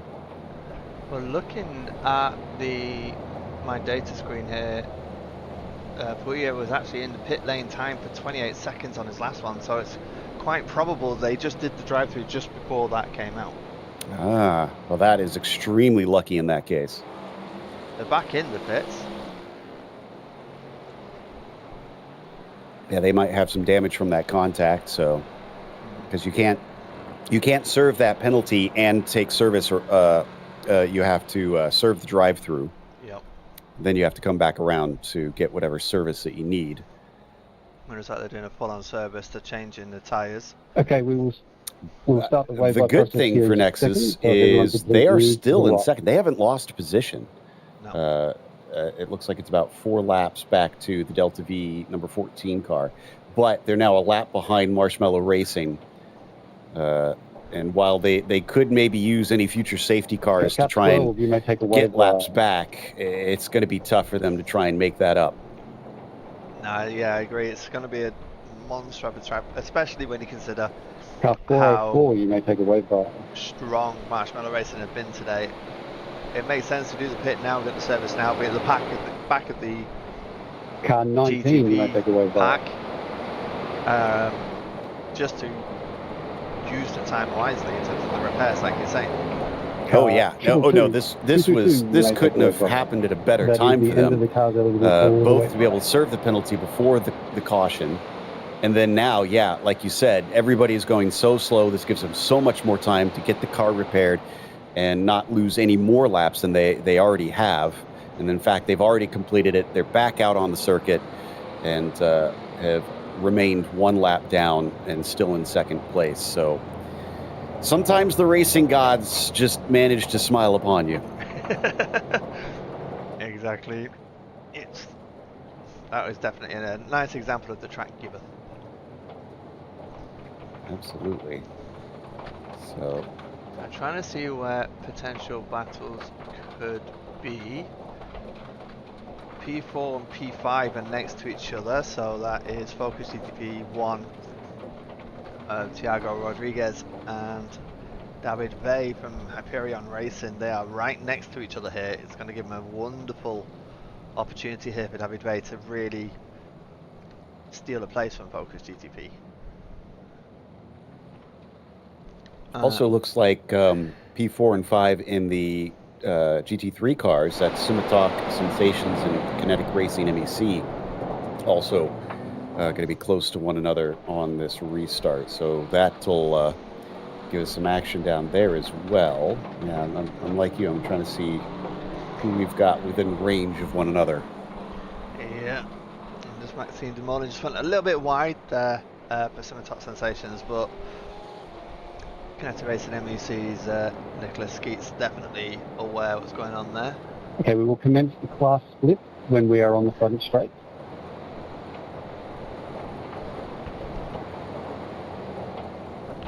I'll have to check to see what time sunrise is scheduled to be here, because we're currently just before 5 a.m.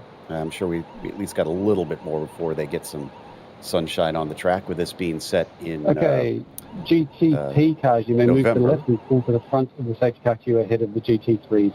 Yeah, Bryant was predicting we're just going to get a little bit of dawn, a little bit of sunrise over the hill at the checkered flag. We've got what? Just over 2.5 hours later. Please hold and join the 7:40 a.m. is what I'm seeing. Is when sunrise should be at Nürburgring for this date. So yeah, it's gonna be close. 2.5 hours. So okay, so technically, yeah, we will be just before sunrise, so we'll get a little bit of daylight, but it won't officially be sunrise. You'll just have some ambient light from it peeking over the horizon.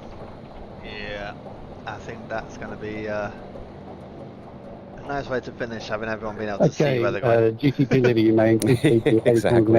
Well, I mean, it all makes sense. There's a reason they call it the Blackout, so. Yep, exactly. But Kieran in the chat, so cold dry tires on a damp track. Let's go. Yeah, that's a good point. Everybody loses their temperature now, and we'll have to struggle to get it back up to temperature.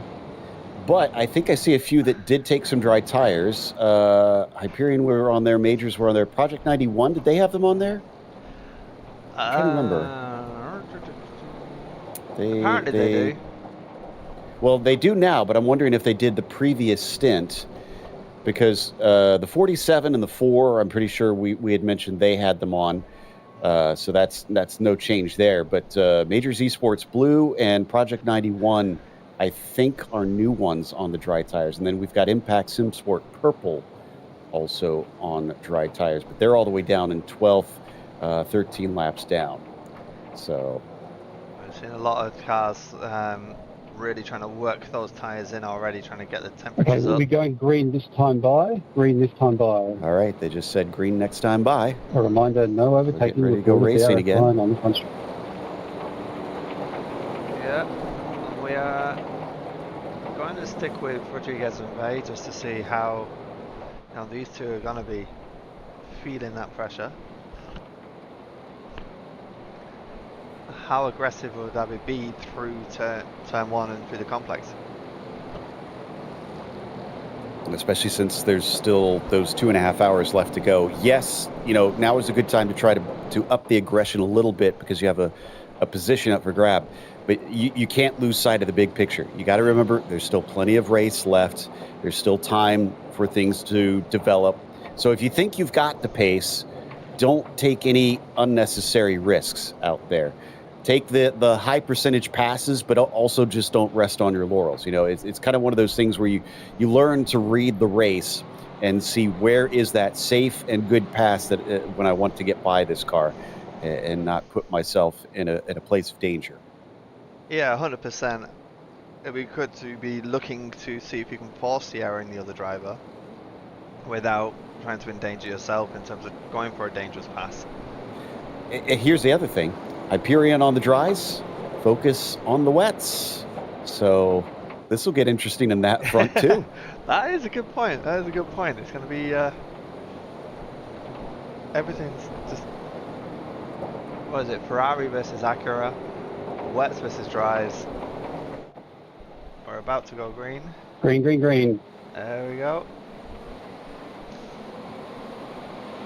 Seems like Focus really good on the throttle there. They left Hyperion in the dust.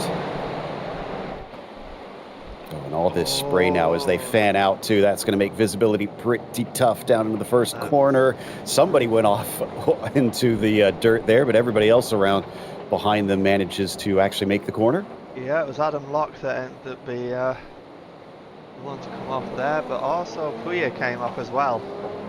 So there's a few that's spinning around at the minute. Really struggling with these cold tyres.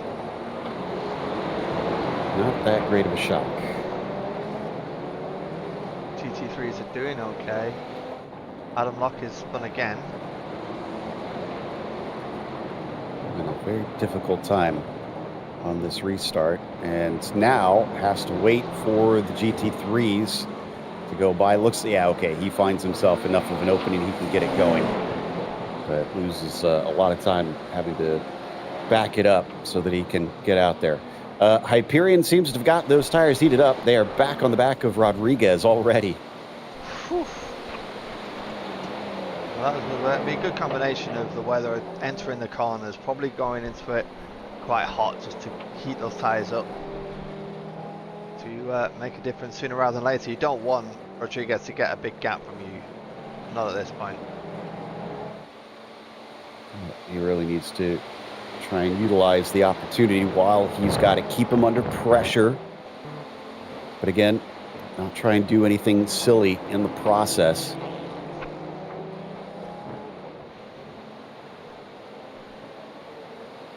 Where was that other battle we were talking about? That was, I think they already changed hands. I believe it was fourth and fifth, Castro I and want to say, in the Slater. GT3s. Yeah, they've already got a 6.5 second gap between the two, so I did see them kind of swapping positions on the restart initially, and then we got distracted by all the spin. So I do know that there was something happening out there. Also, worth bringing up, another fellow here on the sim that I've known for many, many years at this stage, Dexter Castro in that 19 in fifth place for Impact Sim Sport. Have not seen him in a minute. So a big hello to Dexter. I'm sure he can't really hear it right now. He was in one of the very first series I ever called 11, almost 12 years ago here on iRacing. And appropriately, he was racing in a Mustang. It's just, it was in the FR, was it the FR 2000 or something? I can't remember what they call it, but the old Mustang here on the sim. is that the FR 500? That's it. Thank you. The FR 500. That's what I was thinking of. I have good memories of that car. Because, where was it? Snetterton. Oh gosh, was it the full Snetterton, the 300 course? Yeah. Oh man, that had to be a handful. Because the thing that I never liked about the FR 500S is I always described it as it steers like trying to feed a dog medicine. It just, I could never get that thing to turn in a way that doesn't feel like it is deathly slow. and the fast drivers would manage to do that so much better than I could. So I don't think I would enjoy driving it around Snetterton. I remember, yeah, a couple of my teammates, we were looking for something to drive, and we've been using the Mustang for helping a friend out in the real world racing, because of the chassis and everything was similar. It wasn't exactly the same as the Mustang, but it was the closest thing iRacing had. And we just decided to enter an official race to really pressure test, and yeah, it was treacherous. I do hope at some point iRacing gets the new Mustang Dark Horse. They've had the Mustang Challenge series with it this year, and then next year they'll have the Mustang Cup on top of that. I kind of alluded to that earlier. I'll get to be calling that series from USAC, and very excited for it, because from what I've been told, it's the exact same cars except they'll have different tires than what they have in the IMSA series, and apparently they will slip and slide, and one of our race directors described it as like their old school GT cars from the 60s and 70s. So it is going to be a real hoot to watch, no doubt. I'm extremely excited to get to start that season. That does sound like, well, it sounds great, but terrifying at the same time. They're trying to. So the interesting thing about the series is it is called the Mustang Cup. It'll be the feeder series for the Mustang Challenge. So it'll be the entry level for drivers. So I imagine their choice of tire probably an attempt to kind of, you got to learn the basics in there. So learn to be smooth, learn to really get your car control down before you step up to the next level. So yeah, I'm sure it'll have its growing pains, because if it is the entry level, we're going to have quite a variety of skill levels, no doubt, but it should be a whole lot of fun. Yeah, I can imagine going in that initially is going to be hard work, but the proper dedication, that would definitely give a lot of skill increase and make the series as a whole a lot better. And for reference, that's not unheard of. For instance, there's the Porsche Carrera Cup, the Porsche Cup car. That is a car known for being difficult to drive, and that's done intentionally. So yes, you feel like you're throwing the newcomers in on the deep end, but those lower level series, if you put them in a hard to drive car, they learn all the skills they need to know about car control that will help them once they get to a car that's much easier to drive, and then they're going to feel like a superhero. So, no, precisely. I've had a little go in the Cup car. Yeah, hats up to people. All right, is it Apex Racing? I've seen them racing that, and it's the way they're able to control that thing is really good to watch. Yeah, I'm trying to pick it up and try and replicate it. It's so difficult. It is. It's. Go ahead. I said this is why I like iRacing. You have that massive breadth of opportunity for the very experienced drivers to handle those kind of cars, and then the opportunity for the more novices and beginners to work their way up to that level. Exactly, and I mean, what's so very cool is that we've seen so much more of that crossover from the real world. So there's a number of Cup drivers who use iRacing to practice in that car. That gives them a chance to really kind of work out the kinks, and also the direct correlation. I'm sure iRacing is always trying to get as much real world feedback as they can to make sure it's close to the real thing as possible. And there is no shortage of Cup car drivers, Porsche Cup car drivers around the world to give them input on that. So, but I have no doubt with all the years experience now iRacing has with that car that they've done a lot to get it pretty darn close. No, definitely. I like the level of effort iRacing go into for this, so you can be sure that they do their homework so much on how things should be handled, the way they scan it, the way they more than likely drive the real thing to know what to feel, to try and replicate that in the sim. And that's why we pay the service, isn't it, to get that standard? Exactly. It's you. I truly and genuinely believe you get your money's worth out of iRacing with all that they provide for you, and also more than that, I mean, how often can we as well? I guess you said you've got to go out and drive real cars. Some I haven't really gotten that experience so much as and so to really get to live out my dreams as a kid to get in a car and race. iRacing gives us that opportunity. So I do love that they provide accessibility. I've always said they kind of democratize racing with sim racing. Yeah, no, I agree with that. I mean, I'm happy to do a shout out right here. I did my race car thing through Race Car Experiences, a company in the UK that has race trim Clio, Honda Civic Type R. They've just got a Seat. They've got, I think it's an Audi race spec, and yeah. So when I drove the Clio. This is at Alton Park as well. So I driven that car so much, driven that track so much in iRacing. It was really cool to go to the actual track itself. I drove the Clio and I drove the Honda Civic Type R, and it was a phenomenal time. So yeah, shout out to Race Car Experiences. And then to come back to iRacing, to find the Clio at Alton Park was great, because then I got to actually apply what I learned in real life in the sim, and it was incredible. So it was pretty 1-to-1. I wouldn't call it 1-to-1, because with the physical, your body's taking its toll as well, shaking around. When I got out the Clio, I did the Clio first. I felt a little bit dizzy from my head moving around, just not used to that bit. But because I was ready for that when I went into the Honda, it felt a lot better. But in terms of the handling, the inputs and things like that, it was not a million miles away. That is fantastic stuff. And yeah, getting that exact car, that seems like really striking it rich there, that you got to really compare exactly as it was. I have to ask though, Alton Park always scares me, especially in faster cars. I haven't tried it in the Clio, and I know it's going to be a little slower. Was it as scary in real life as it is in the sim? Yeah, I mean, I think a big factor with me is it would have been very expensive if I crashed it. Yes.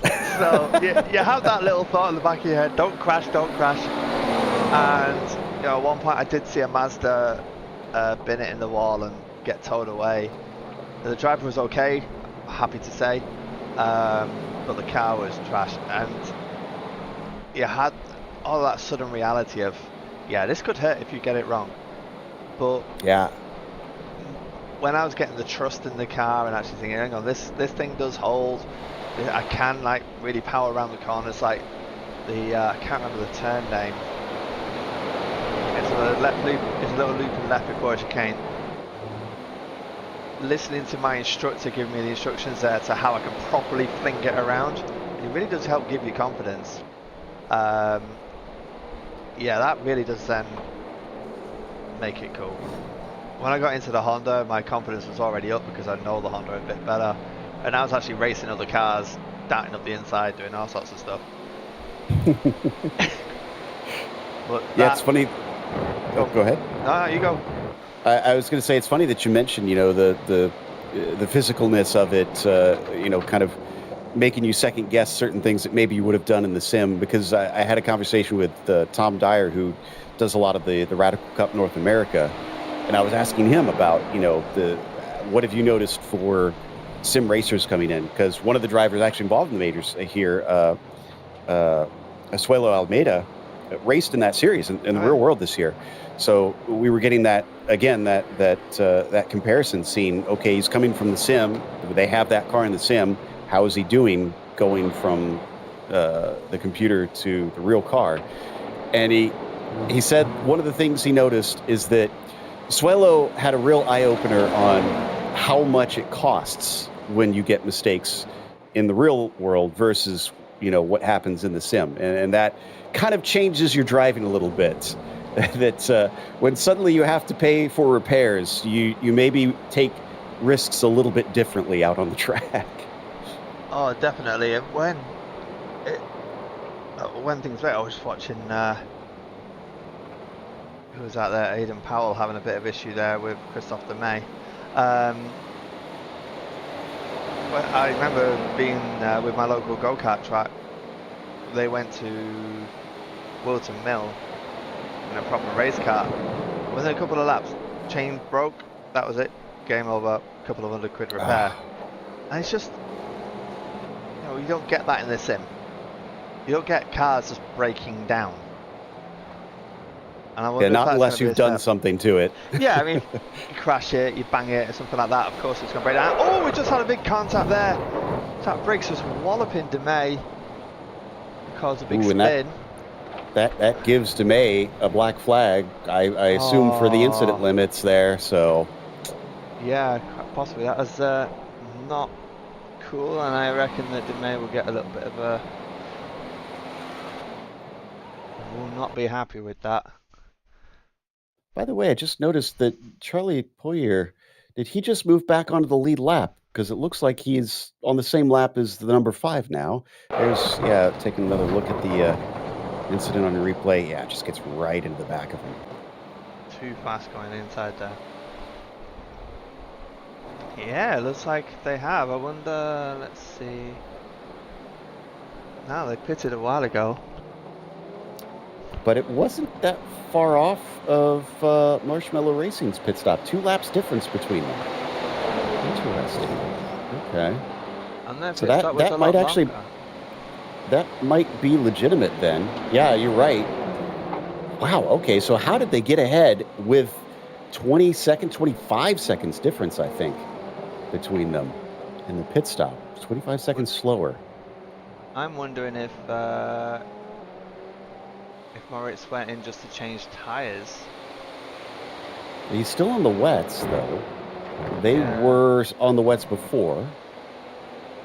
That I gets us with don't- everybody else, so... I don't think Nexus was on the dries, though. Nexus is on dry tires now. And that might be the clue we were looking for on how they have used that longer time.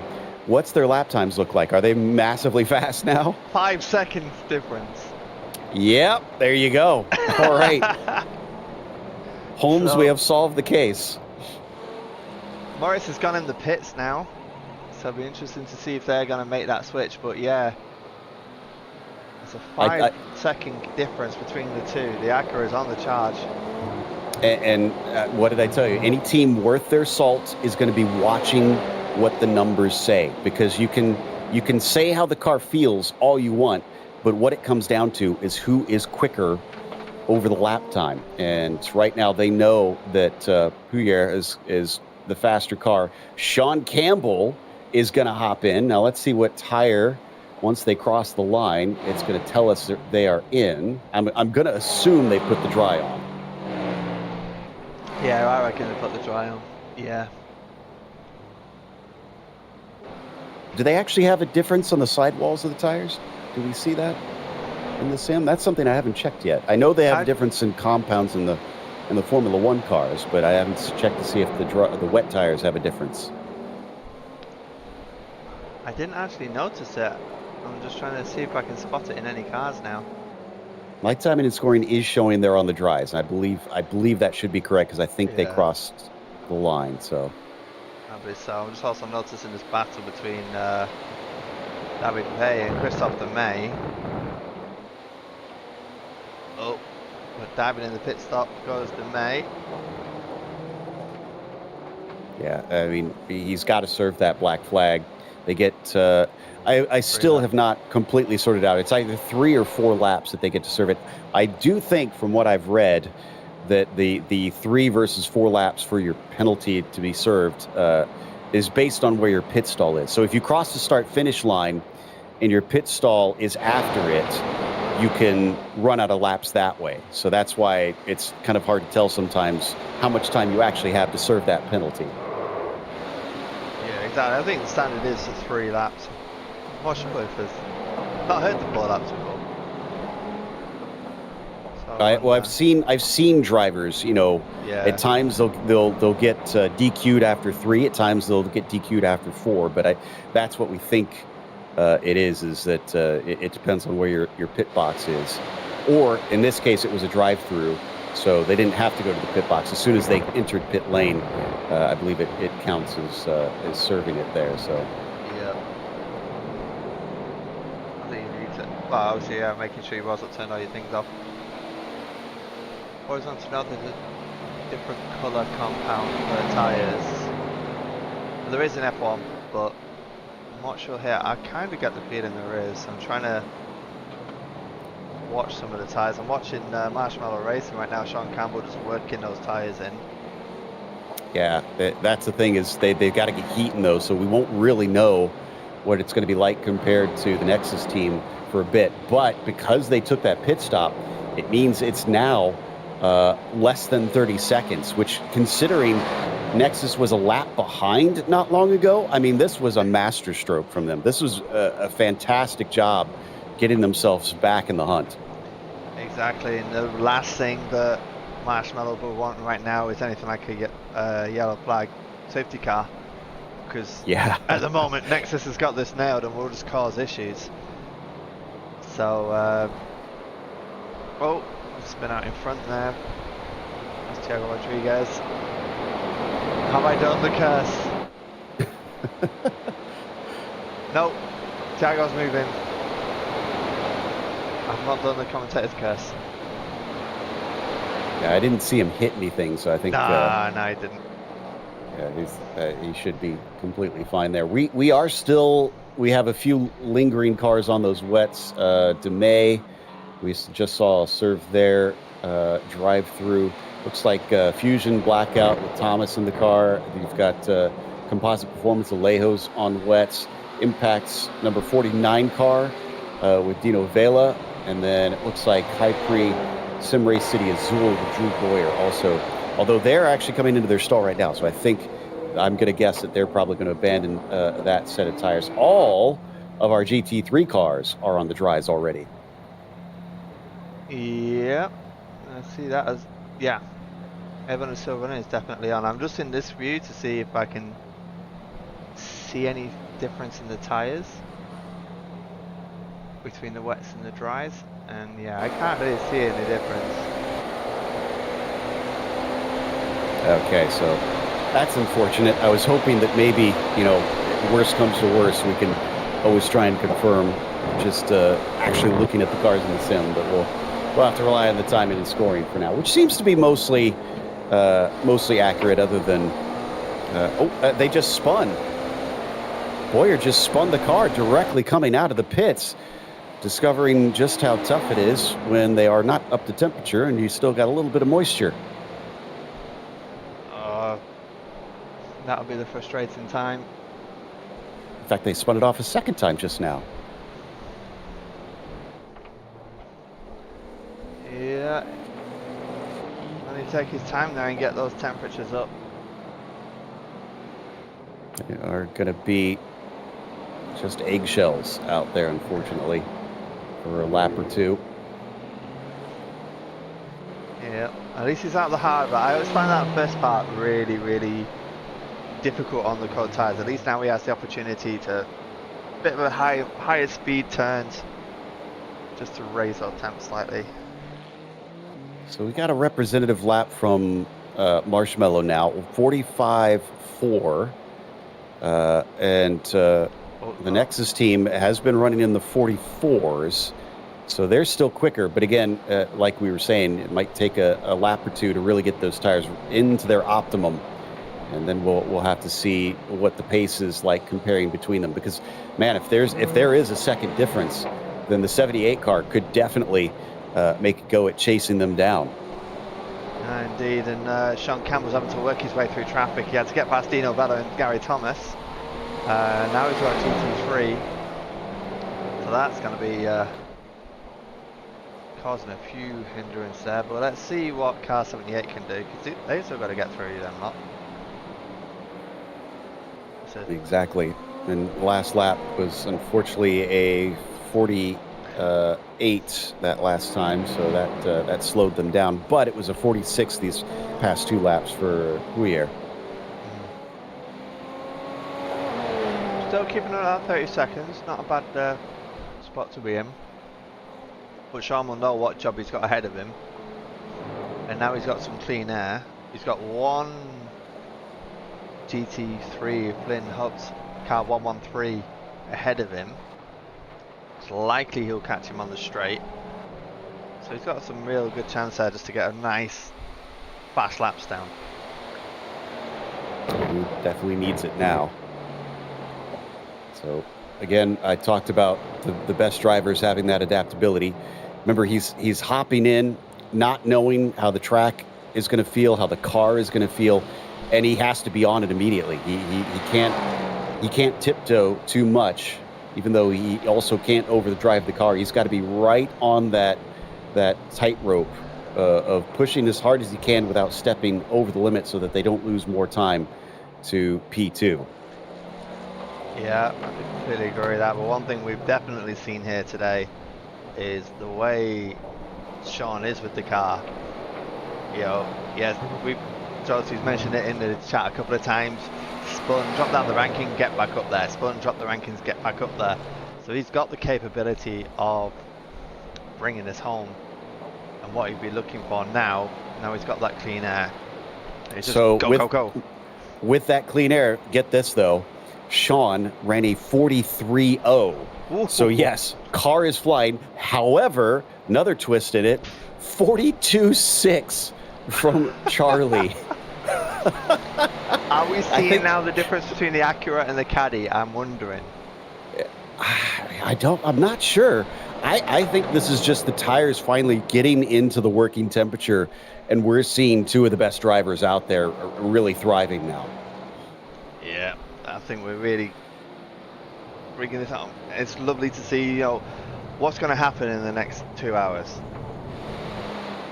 You know, this is going to be good. And we also got to consider fatigue. I mean, there's 2 drivers in the Marshmallow team. How many were in Nexus? Let's have a quick look here. We've got, I'm seeing 1, 2, 3, 4. Yeah, but Buser might be, since he's grayed out, I wonder if he is, if he was just a spotter or something for them. I'm pretty sure I've seen him in the car, so okay. They've had the 4 of them in there, so they potentially are more fresh.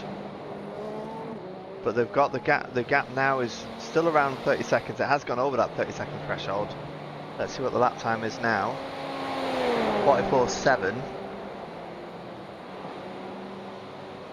So that one was advantage Marshmallow with Campbell. So able to respond now that he's got them up to temperature. That's good to see.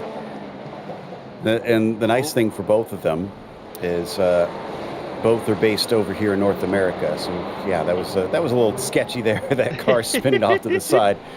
But yeah, anybody based over in Europe probably going to be getting a little bit tired, because it's certainly quite late at night over there. Actually, I'm kind of curious what it is over in Aussie land right now. Do we have anybody based there? Yeah, I mean, if Garen was here, we could have asked him. Anyone in chat know what time it is in Australia? I mean, it'd be easy enough. I can just Google it right now. Look at it. Yeah, I was about to say, let's do some Google. We got TSG Carton in the chat. Great stream, lads. Done 133 laps. That's enough. Carry on. You've done really, really good today. I know that's Tom Guest from Fusion.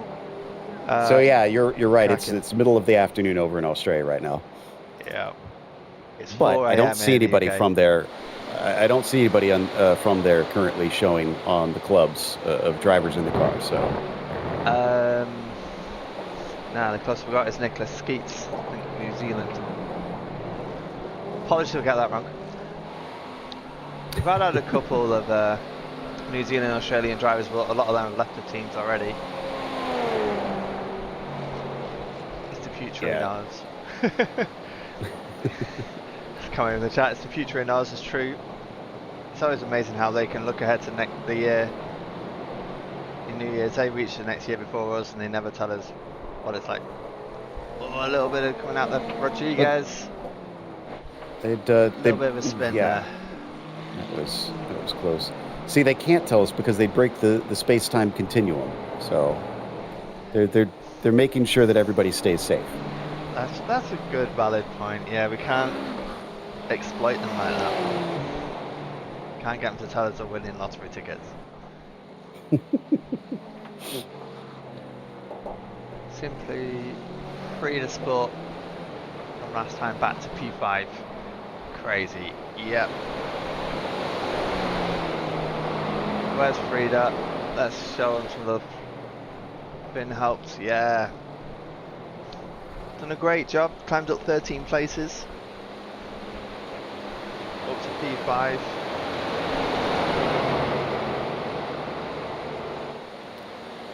Not bad at all.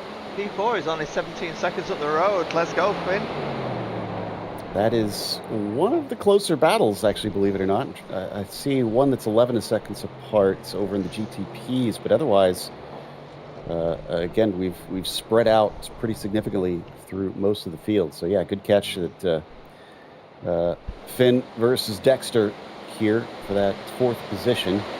That's if the Frida car can run them down. Let's see what pace looks like. It's 58s and 59s there for the 113 car, and it is still over 2 minutes for Dexter. So yeah, they are running them down. There's a 4-second difference between the two. They're both on the dry. 7-lap difference in the pits. So yeah, 3-second lap difference. 3 seconds difference now. Both days and times. Let's go, Frida. Yeah, all of the GT3 cars have now moved on to the dry. We're only waiting on 3 stragglers in the GTPs to get off of those wet tires. They must be trying to just get to the end of the stint. I say that, though. The Delta V Racing team pitted only 6 laps ago. Did they put wets on again? It seems a bit odd. Yeah, I mean, the lap times as well. I mean, oh, here we go. They're going to cross the line. Let's see what they've done in this lap. A 49.4, and the cars in front are doing 46s, and Marshmallow Racing a 41.4. Sean Campbell's absolutely flying now. Yeah, I think they made a mistake there. That, or maybe there's something wrong with the timing and scoring that we've got. But then it's 1 lap into the stint for Fusion Blackout. They also took wets, if this is accurate. And then Impact Sim Sport 10 laps ago took wets on. This could be a case of maybe somebody forgot to change it out there, and they're just, I guess, sticking with it. But man, like you said, what was the 8 seconds difference that we're seeing between lap times? That is way too much of a delta to try and stick it out and wait for the next pit stop. You got to come in and correct that error. Well, I know the Fusion have already tried that in the past. They tried the dries, didn't work, and went straight back in to switch to the wets because of the sheer difference. I mean, at least they're pulling out what they're doing. That's only done an out lap, so we need to give them a better time. They just pitted. Yeah, that's why I'm so surprised that. Impact pitted 10 laps ago, but Fusion was just in. So I don't understand that call, because everybody around them is on dries and going faster right now. This has got to be some sort of mistake. Maybe, and then if it is a mistake, they need to be considering best course of action here, because they need to protect that lead. They got 47 seconds to composite performance 42, and they're going to be coming after him. Yeah. And Aaron Powell's right behind him, looking to lap him. And Composite just pitted themselves as well, so we're not seeing their pace fully yet. But I think they might be coming around for their first flying lap, so I'll keep an eye on that to see where that puts them. Oof. And you mentioned it earlier, you got to watch out for the paint. And boy, that curb did not look friendly for that GTP. They did a good job keeping it from spinning around. Even now with the track being mostly dry, you can expect that some bits are just going to want to catch you out, especially the ones that get ridden on a lot. We've got Sean Campbell right behind Garen now. So, interestingly, Fusion Blackout was only 0.2 slower, or were they quicker? No, they were dead even. Yeah. Wow, okay. So running the same pace on 2 different compounds of tire. I'm just wondering if we also have to consider whether or not the info we got through is accurate as well, because that might be the situation then, if they're able to run what they're running. Exactly. Something's happened to the Nexus car. They're in pit lane with a black and orange flag. Oh, going on there. Who is that? I'm checking to see if I can find it. There we go. They had an off, yeah. Rounds.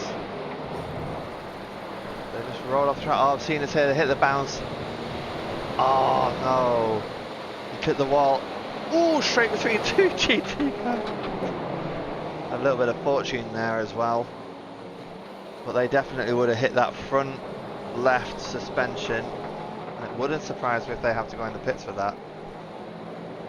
They did. They were in the pits taking repairs. You're going to have to. And it's been a roller coaster for this team. They went a lap down after both a penalty and having to take repairs. And then suddenly, just through a stroke of good timing and a great call, they moved up to within 30 seconds, I'd say 20 seconds of the leader. Really incredible stuff. And then now they're going to go a lap. They have gone a lap down already. And Focus Racing, I saw they were just about to be in a battle. Well, they just got a black flag, for incident limits. Oh. Yeah, we're going to see a lot of them coming through at the minute. I see David Bay's going to be looking to take advantage of the situation. They've got a couple of laps to pull up on Nexus, but you could be looking at the P2 right here. You know, we asked iRacing for the weather to try and mix things up here on the endurance side, and boy, has it ever. I don't think it's been a long time since I've seen a race of this length that has had this many twists and turns, even with the faster drivers, the major players out there. Yeah, exactly. I mean, we wanted the realism, we're definitely getting it, and it's created that unpredictability. We don't know what's going on in terms of what could happen, and anything can happen. I mean, even P1's looking pretty solid, but you never know what could happen with Marshmallow. I hope not, but even with Stephen Cross and the rest of the Nexus team really plugging away, now they're in a battle with Hyperion if they can get out in time. Yeah, I mean, Nexus is a perfect example of that you can't consider it done until the checkered flag falls. So yes, Marshmallow is looking very comfortable, but they could so easily fall victim to what we saw from the 78 car. Yeah, it's important now to keep that focus, even in these, definitely the dying stages, less than 2 hours left to go. It's more important than ever that you keep that focus. And time of day is going to play that factor, especially if you're in Europe. You know, it's getting late, it's 4 o'clock here, it's 5 o'clock in Europe. It's not going to be easy for a lot of these drivers. Well, both Campbell and Pouyer were hailing from North America, so if they're on the East Coast time like me, it's only 11 at night right now, so you shouldn't be too terribly tired, but if you've been racing all day, you could be pretty exhausted from that one. What about David Vey and the Hyperion car? Where are they based out of here? Hungary, Central Eastern Europe. Whew. Yep. And he's done a lot today, so yeah. Kudos to those guys. They've been really going for it. racing So through that's the night. what, like 5 or 6 in the morning over there, isn't it? Mm-hmm. Yep. Goodness. Just on here with Dexter Castro. Climbed 26 places in this race so far. Yeah, that is. I'm seeing 15 positions. Yeah, he's up 15 in class. 15 in So, class, 26 overall, yeah. Yeah. And in front of him, Daniel Slater, climbed 14 places in class, 25 overall. We may have lost a couple teams that are still kind of falling down the order. Project 91 has been taking repairs for 15 minutes. And High Pre Sim Race City, Zool, also 13 minutes of repairs for them. And speaking of which, that Nexus car has been in there already now 5 minutes. So that was really bad damage then if they're taking this long to get it fixed back up. Yeah, definitely. It's one more lap before Hyperion takes that second place away from them. They'll for sure behind that up. They'll be watching Nexus in the pits, so hoping that they stay in there.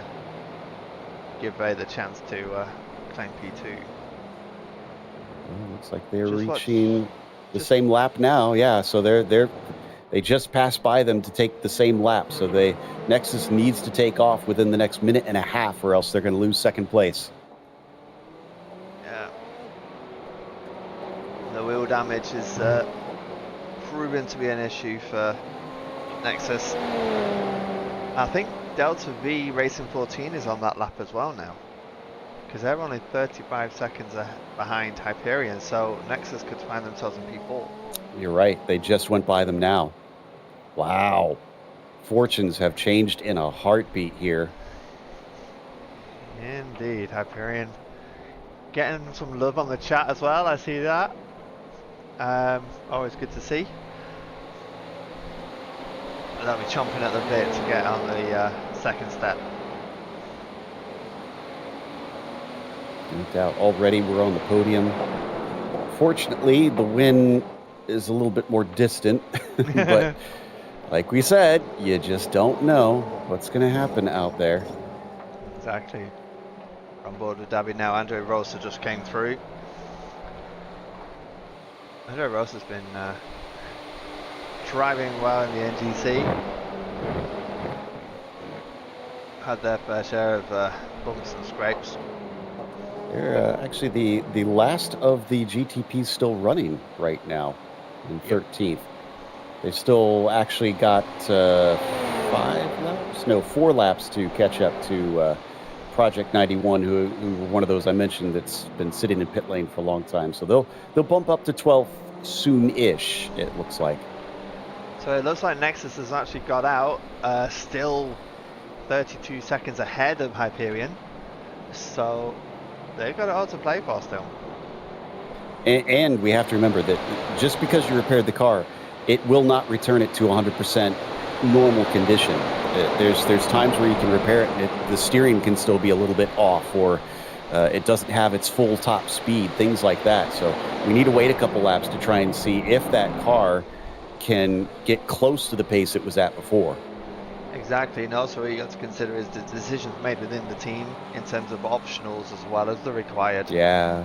And a little bit of squiggle there from Nexus. I don't know whether it's just getting the tyres up to temp, or is that them trying to learn the steering? Because it might be a case of, okay, we've got Hyperion hunting us down, let's just get out there as quick as we can. Yeah, I wouldn't doubt that he's kind of feeling the car out now.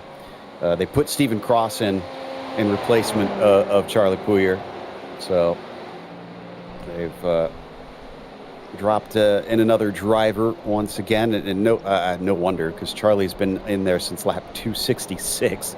We're on lap 320 now, so yeah, that was a heck of a stint from Charlie. Yeah, and it's really taken advantage of their position in terms of they have the drivers at their disposal to do those swaps. Stephen's maybe feeling a little bit more fresh, able to get the hammer down a bit more. And like you say, Pouyer's done an absolute sterling job today, and got a well-earned rest. Yeah, I hope they're not going to stick him in anymore after this. We've got hour and 50 minutes to go roughly left. So Yeah. unless he really wants to get to take it home to the checkered flag. Yeah.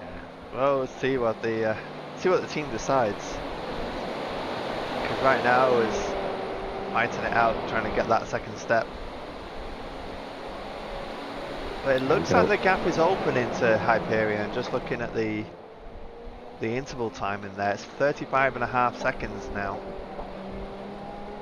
Hey, right. It is going up, which is quicker than I expected. I thought that it would at least be even with that number 4 team, but man, it hasn't slowed them down hardly at all based on what we're seeing. I'll check the lap times just to be sure once they cycle back around. Yeah, definitely need to keep an eye on that. And it's looking like there's no more rain for the rest of the race. Is that what your radar's telling you? It is indeed. We go till just before sunrise, which was at 7:30. So yeah, 0% all the way down. I think some of the drivers will be happy about that. Got Miguel San Martin fighting it out with Cross. And now Cross gets... Not for position, mind you. No, not for position. Or is Stephen needing to get the job done because he's needing to open up that gap to Hyperion, knowing the danger. It's now a 37 on nearly, well, 37-second gap. Yeah, I mean, even the previous lap was a 1:44 for Stephen Cross, whereas Vey was consistently 1:47, 1:48. So yeah, that 78 Acura is definitely the quicker of the two at the current time. Yeah. I wonder if what strategies Hyperion are thinking for the rest of this race, or is it just do the laps? I mean, at this stage, I feel like, just put the laps in, just extend those fuel stints as long as you can go. Which is the other thing that we haven't really even touched on. There's been so much craziness going on out on track that you do have to think about strategy, because, if you can eliminate a pit stop, you're going to try to. But we're now probably, at least for the GTPs, I would say within 3 more pit stops to finish. Yeah, exactly. I mean, we spoke about that 9-10 hours ago, and you're right, we haven't really touched on it before. Cross just went off. Sorry to interrupt. He had an off at turn 1. He's back on safely. Another spin. He didn't spin the car, but he did spin the tyres. All right. Well, there goes some of the time that he had pulled away from Hyperion, but the gap was big enough that they only brought it down to about 28 seconds. So he's maybe pushing a little bit too hard. Yeah, exactly. And we're still going to expect that situation on turn 1, where cars are going to miss their break points. Just watching the replay now to see what happened with Stephen Cross and Nexus. I think it was just a simple out braking heading into there. Yeah. Oh, yeah, he was offline. He was trying to lap another car, so he was into the wet. Just couldn't get it slowed up in time. Did the right thing and didn't panic. Just tried to ease it up once he got off into the runoff. Exactly. We were seeing something, a little bit of a spin there for Garen.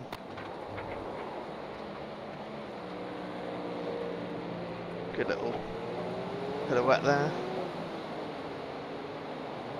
Again, it's that part of the track. It's just a nightmare.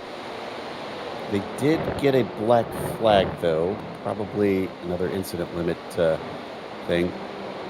We have to remember it's not just those initial 60 that every 20 incidents beyond that, you find yourself with another drive-through penalty. And let me check. I don't think they have any DQs on that. Yeah, there is no DQ limit, so it's just ad infinitum that every 20 incidents that you keep racking up, you're going to have to keep serving that. So you got to clean it up at some point, or else you're just going to keep taking pain.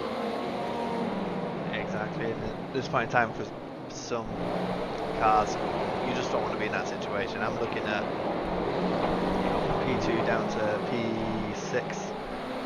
None of them can afford to drop time. Yeah, that is still very close between those 4. Or 5, really, actually. Almost all racing on the same lap. Which is interesting because, you know, it was basically Marshmallow versus Nexus up at the front. But those behind them, I mean, there was just something different, I guess, about the 5 and the 78, the pace that they were running, the way they ran away. And we kind of saw it when once Hyperion got in the same lap as them. Right away, we could tell that the pace was just massively better for Cross. Exactly, and now they found themselves having to compete lap times with Hyperion and Delta V and Majors Esport. They're going to need to recreate those kind of lap times that they had competing with Marshmallow. But, you know, in the spin-offs, I mean, that cost them 10 seconds there. Look at the gap now, 32 seconds roughly between Nexus and Hyperion.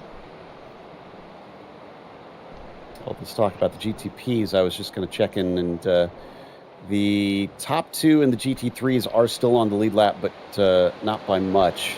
It's a minute 34 that the 222 team is behind the 23 car, so that one not exactly close. Closer than what we've got between P1 and P2 and GTPs now, but we're not biting our nails yet. No, it's I think Goffin is definitely trying to maintain a bit of a difference from in time between with Nicholas Schneider as they're going down the straight. They're not Goffin is pitting, I think, right now. Oh, that's true. Yeah, they've gone in the pits. I mean, could we expect Schneider to go in? No, he's not. So that will put him a lap down. But that was lap 19 for what is now Garrido, actually, as Goffin has hopped out of the car. So probably we'll see Schneider coming in soon as well. That means that after this stop, the 222 only needs one more pit stop to get to the finish. Agreed, yeah. It's reaching that point in the race for the GT3s. Many of them will only have to make one more stop.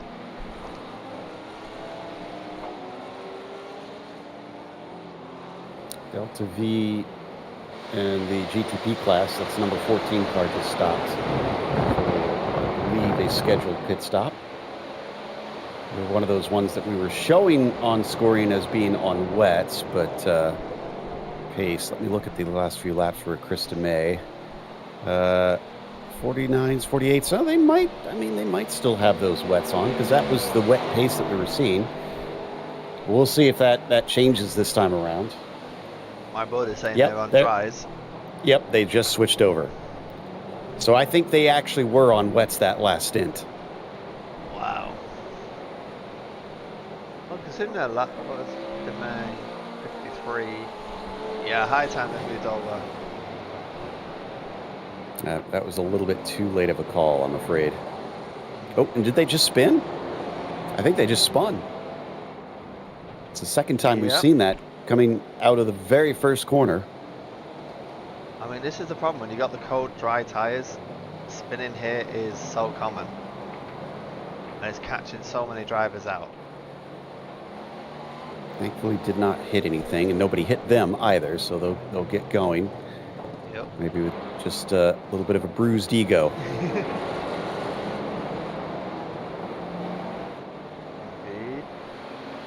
Hyperion just pitted as well. Yep, looks like they've switched drivers. Larson stuck to the car. Larson, a good racing name to have these days. Yeah. the Aston Martin's taken the P3 spot for now. We'll see what happens in the next hour and 40 minutes.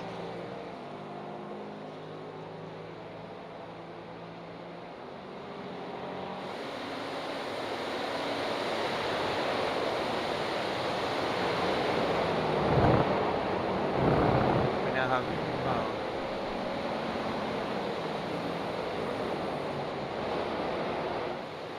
Trying to count how many we have left. yeah, that's what I'm doing as well. I think we got about 27 cars left. Yeah, that's what I see as well.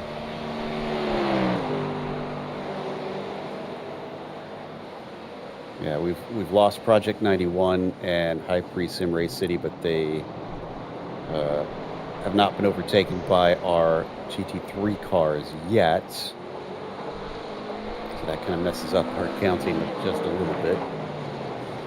Yeah, someone's still got to make up the laps. Just looking at car 91 and car 46, for example. On board with Hugo Oliveira, car 12 in the GT3.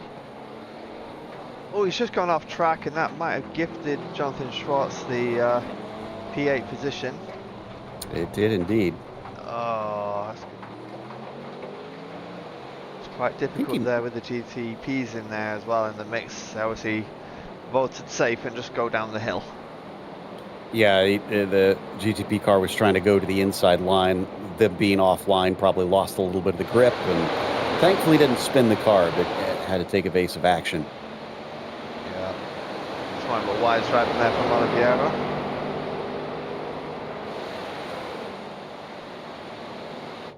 Just trying to see where else we've got some. Well, now Schwartz is on Tatis and got past him. Wow. Schwartz is on the move. Took the words right out of my mouth. The Aerokinetics green cars. And next up, that'll take a little longer, but it's about 1:11 to negative delta, but that'll put them into 7th now. Let's see what kind of pace they're running. Just over 2 flats, so 2 flat 3 these last 2 laps for Aerokinetics green. Last 2 laps for negative delta, 59.1, 59.1. That one might not be on the cards. That's a pretty big gap between the two of them. Meanwhile, both Delta and Simitok Sensations have come into the pits.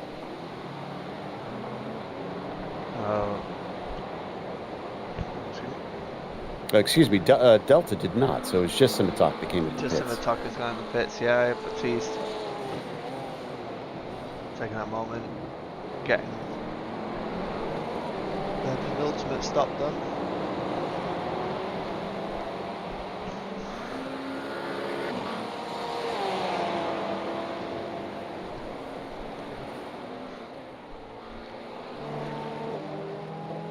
Just looking at Majors Esport in P4, 22 seconds behind P3.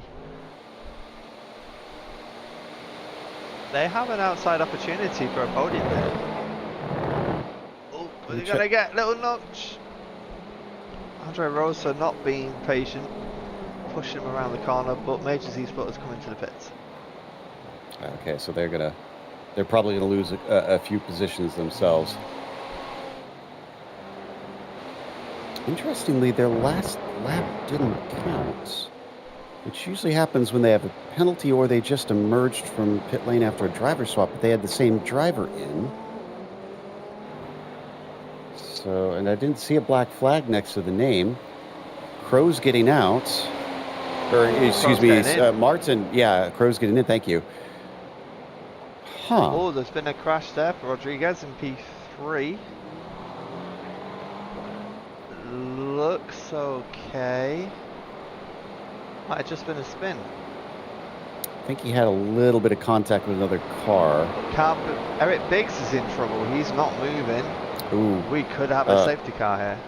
Rashanov in the 81 GT3 car. Car 15, hold your position. Car 15, hold your position. 550, hold your position. Who is that? Or is that That's car Eric 15? Biggs. Car 15. If you can get that car moved, go ahead. Nope. Okay, they're going to allow him to tow it. He must have Not what been I gave near you permission for, but okay. a gap in the wall. I'm guessing they didn't have permission to do that. No, he said if you're ready to take a tow, you can do it. I think. Garen,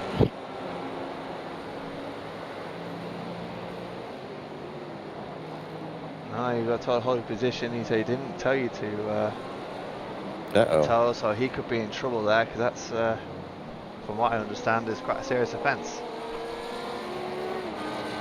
Okay, here's another baffling one. I just looked down at our GT3 class, and Baptiste Takei has put the wets back on his car. So they don't. I don't get some of these strategy calls, but I mean, they're down there on the track, so they know more than I do about what's going on. Yeah, must be feeling they don't have the grip still. I mean, they're finding the wet splodges, but they're going to have to keep hunting for them in an ever-drying track. It'd be interesting to see the difference in lap times. I mean, their out lap was a minute different.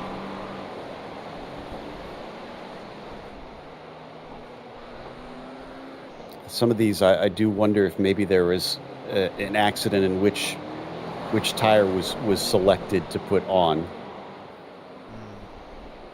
There's a lot happening. It is easy to accidentally have your pit stop settings put together wrong, and then so you don't figure it out until you've actually done it. And I've also seen cases where some drivers, didn't know that they were on the wets, so you can put those on, get out on the track, and go, wow, why do I lack grip in the corners?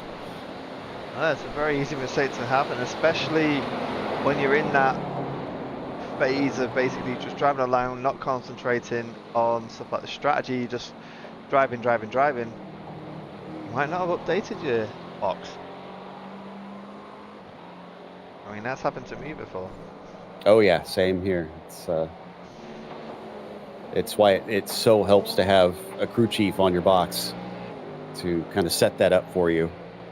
The wonderful thing about iRacing, for those not familiar with the sim, is that you can assign somebody to be your crew chief, and they can be in control of your strategy. They can set up your car for the pit stop so that you don't have to do that. You just come on in, and the service will start according to what they had set it up for. Exactly, and you can even, nowadays, with your automatic fueling, if you get that setting right, that really does help, because it saves the painstaking calculations. If you've got the stuff like JRT, SDK Gaming, you got the ones that can do the fuel calculations for you, definitely makes a difference, but it's quite nice just to know the crew chief can take care of that little bit of work.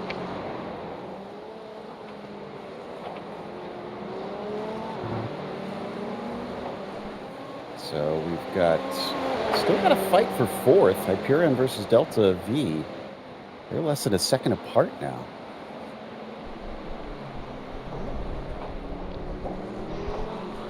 Yeah, it feels like there's things brewing on the horizon. We've got this battle here, P4B5 last end of May. Hyperion coming under pressure here from Delta V. Racing 14.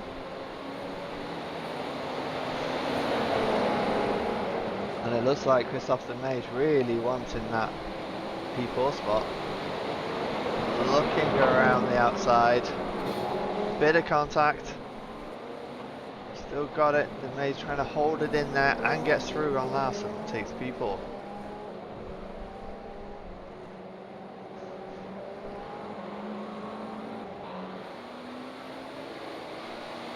Bit of tough racing there, but I think that was okay. I'm not sure how Larson will feel about it.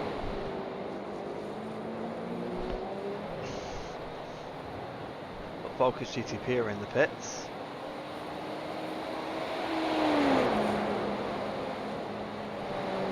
That puts the May up to P3. Delta V Racing 14 on the podium spot at the second. As we are moving through, they're not going to be in any pit window soon. They've pitted relatively recently.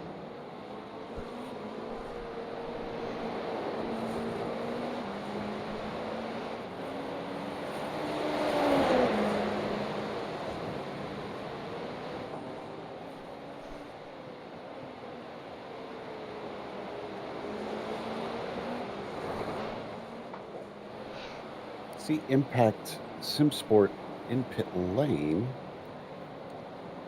Oh, that was the 15. So that was the car that we think may have erroneously taken a tow. Yeah. So I wonder if we're going to see them back or not. I think it's actually a DQ if you do a tow with that one. Let me see if that's correct, then yeah.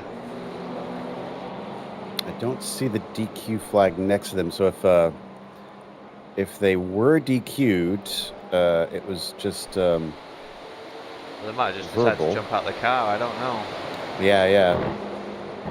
They may have been told that's it. You're not getting back out on track. Well, that would be another retirement, taking us down to 26 then, if that is the case. 49 starters were getting dangerously close to half the field not being able to make it to the end. No, exactly. And this kind of, for me, reinforces what Garen was saying earlier about the decision to have 2 splits as opposed to 3 splits, because we're at a 50% attrition nearly. Yeah. Here, if you imagine having 3 splits, there'd be a lot less cars on the track and a lot less racing. At least here, we've still got something going on with all. We've got 25, 26 cars. Full agreement. Yeah, I am a more the merrier kind of guy when it comes to racing. Bigger fields make it more interesting, more variable out on the track.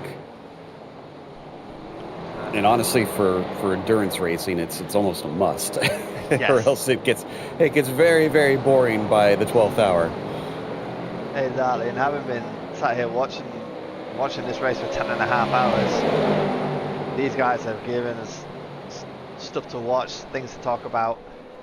It's great where, from their perspective as drivers, not having many cars on track is boring, and then it gets to a point for us as the viewers of the race.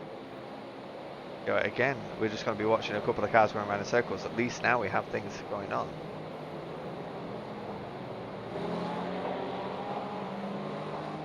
Just seeing what's going on near the front of the GTPs. Alex Crow has got his eye on P4.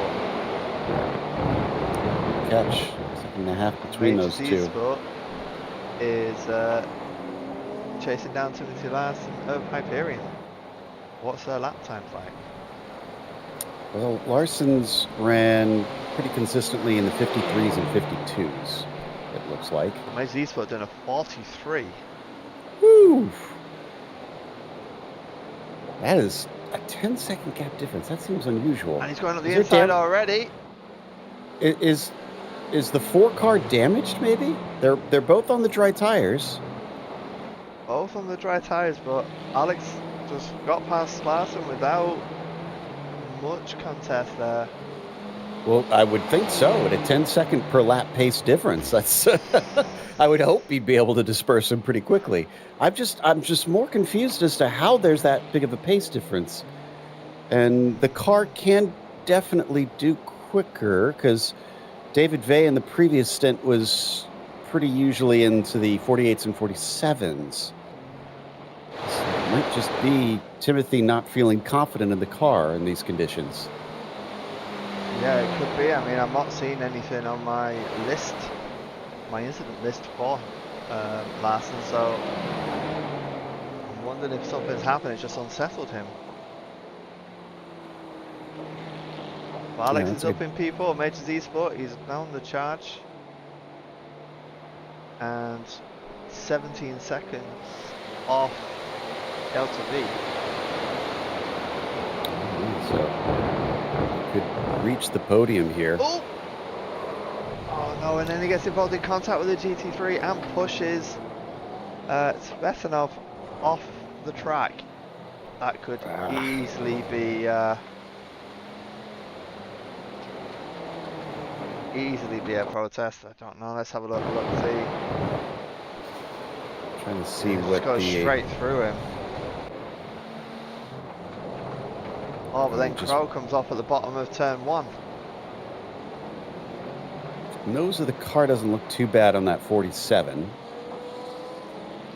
So I don't think the damage was too great. But yeah, he is susceptible to a protest and a penalty there after that one. And he also had another off that while we were watching that replay, just kind of went wide at turn 1 once again. So yeah, I mean the pace has been good for the 47, but they can't afford to make little mistakes like that, especially if they want to catch DeMay in the Delta V car, because they're pretty close on pace. So they've really got to push and hustle to get them by the end. Exactly, and every little mistake like that would cost them those precious seconds. He's got Sean Campbell behind him as well now, wanting to get through. So he's got to think about how to negotiate this with Sean without losing more time. Sean not in any particular rush though, being 5 laps ahead. Yeah, exactly. I think he's just sitting tight waiting for the opportune moment. I think he sees it now. Yeah, this is, if you're on the Marshmallow Racing team, you're telling the driver, make smart decisions. Make good decisions out on the track. We have a 5-lap gap over the next car. We do not need to rush it. Even if we get a safety car, it's highly unlikely that the other cars are going to be able to strategize their way back into this. So just keep rifling off laps at a decent pace. Keep giving some space to the other class cars out there and bring it home from here. Exactly. Have we had even Cross has had a incident? Another one in turn 1, I think. Another turn 1. And I think it was very similar to what we witnessed before, where he just tried to go down the inside and hit the wetness. Yeah, looks like, is that Hyperion? Yeah, not got the brake in. Using the gravel. Can't tell if there was contact with the wall there, I don't think so. If it was, I think it was pretty light. Yeah.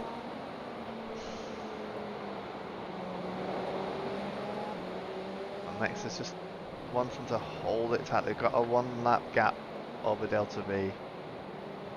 Just can't believe it fell apart in such a spectacular fashion for a car that, for a brief while, seemed to be the fastest car on the track and was realistically in for the win, potentially. But they did not manage that traffic well, like we were just talking about. And put them 5 laps down. It's honestly almost impressive that they have remained in that second place, because for a while we thought maybe they'd fall all the way to 4th position, but they got out in enough time to return to racing here. But all the pace in the world isn't going to mean a lot with only an hour and 20 minutes left to go now. No, exactly. They were in a prime position. It just shows how you end up in the great opportunities like that. Easy for it to be dropped. And just fortunes turn on their heads. It's been kind of the story so far in this race. A lot of fortunes for a lot of drivers have changed. I mean, look about the GT3s. Excellent driving from them, and then again, things there change on their heads. It's just crazy how much has changed this race. Absolutely. Just having a look at P1 and GT3 class, Schneider Motorsport, Yannick Danic with a nice commanding lead there. Minute 47 ahead of Le Convoyeur de l'Extreme. Garrido in the car for them. they're in a similar spot to Marshmallow, you know, just keep it sensible, keep it predictable. We're watching Yannick out in the car earlier on in this race, trying to get up to the lead out there. And like you said, just don't worry too much. Now they are on the same lap, so if we do get a safety car, the 222 is going to wind up kind of coming back around behind them, but I'm assuming there's going to be a lot of other class cars between them, or just lapped cars between them. So it won't be the worst thing in the world, but they definitely do not want a full course yellow here. And in fact, I think Schneider Motorsports 23 car is just getting ready to overtake those couple retired GTP cars. Indeed, they move up to 14th overall. Doesn't mean anything really, but that tells you how long it takes to make up the laps of being overtaken by those GTPs. They're that much faster that was, I think, a couple hours ago that High Prix finally retired, and only just now is Schneider overtaking them. That's a really good point. You talk, they've been lapped a good 30 times. The Yannick here has done 296 laps. I mean, Sean Campbell, their team, has done 342. Yeah, there's a 45. Laps. Yeah, 45 lap difference between the leader and the leader in the GT3 cars. So it's even with the safety cars to slow things up and bunch them back together, they have had to go around them many times now.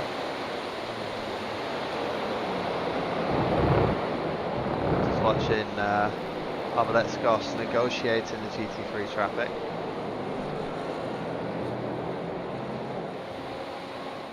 Can you get Giovannini and Castro before turn 1? Can have a look.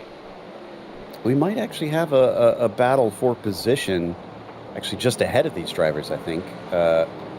Giannini and Adami are only about 2.5 seconds apart for 8th down in the GT3, so keep your eyes there.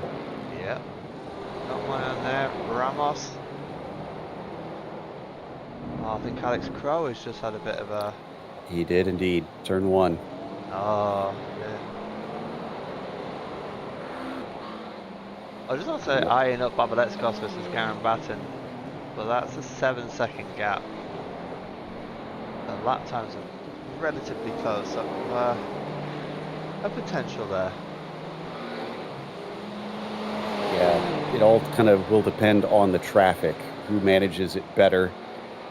And really, it does make a pretty big difference. Traffic can make or break your endurance race. If you can be decisive with it and know how to position the car, you can lose a lot less time. So, in a normal race, 7 seconds sounds like you've really run away. You've got yourself a comfortable gap. Here in multi-class racing, all it takes is, let's say, 2 laps where you get held up for 3 seconds. Now suddenly 7 seconds becomes 1 second. So yeah, it can change in a hurry. You'd hope by this point in time that the drivers all know where they need to be at particular points to make the overtakes nice and safe. We'd hope that's the scenario. We've seen a lot of GT3 drivers flashing the GTPs as they come through. Like Alex Crowe has just had 2 of them back-to-back flash at him on the way through. Not quite sure what that's about, because it's not as though Alex has done any bad overtakes there. Wonder if it's just signaling that you're clear, kind of like semis do on the highway. Once you are good to go, it's, you're by me, don't worry, you're clear. It could well be that. It could well be he was just saying hello to him on the way through. bit of friendly love there. They're saying it's Germany, so they're saying Tag. Yeah, exactly. Using good old German communication.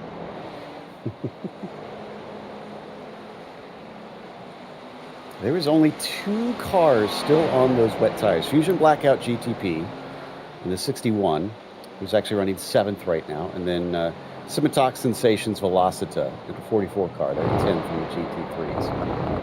Still, I mean, at this point, actually, I'm trying to watch our feed here to see how much spray we can see. There's a little bit being kicked up, but man, there's, again, I don't understand why in the world you'd be running wet tires this far into a stint of having no rain. It literally said 0% when I came back on here, and that was about an hour and 47 minutes ago.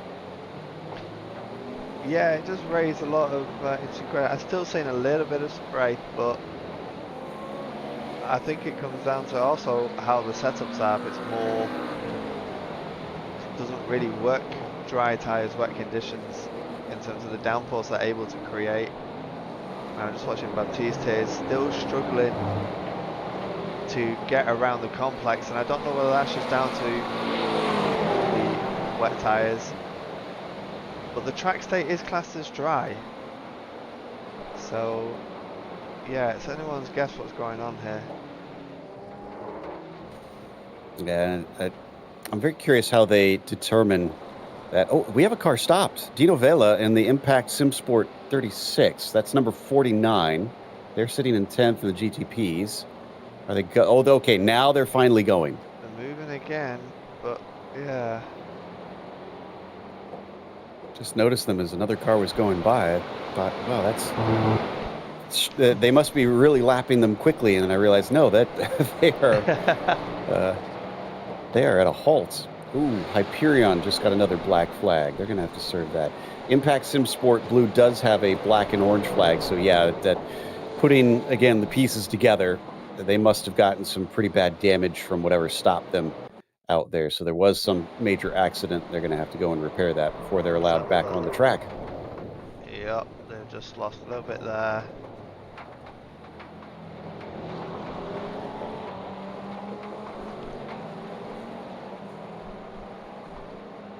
There was nothing big out of that one for Dino. Yeah, there was no, it must have happened before that then. That's strange. Oh, it's just on the grass there.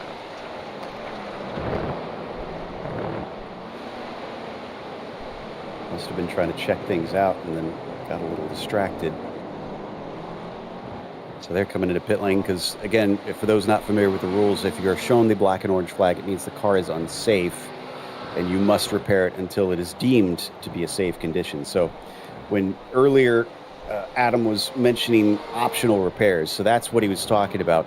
There are required repairs to get the car into a safe condition. Optional repairs, you can't go back out and not take those, but you're taking a chance on how the car is going to drive. Yeah, 100%. I mean, you might even, if it's a steering issue, you could still be driving out there with a 90-degree wheel.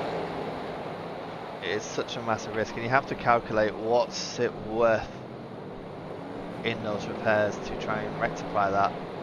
But then if you've got to sit there for an additional 5 minutes, do you want to sit there for an additional 5 minutes? Well, they've got 7 laps down to NGC, which I think is now the last runner in the GTP class. So I think they've got some time.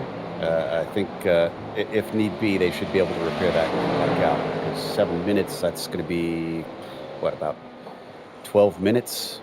Actually, more like maybe 10 or 11 minutes, I think, that they'll have to probably work with there. Let's see what happens. Let's see how long it takes for them to fix that car.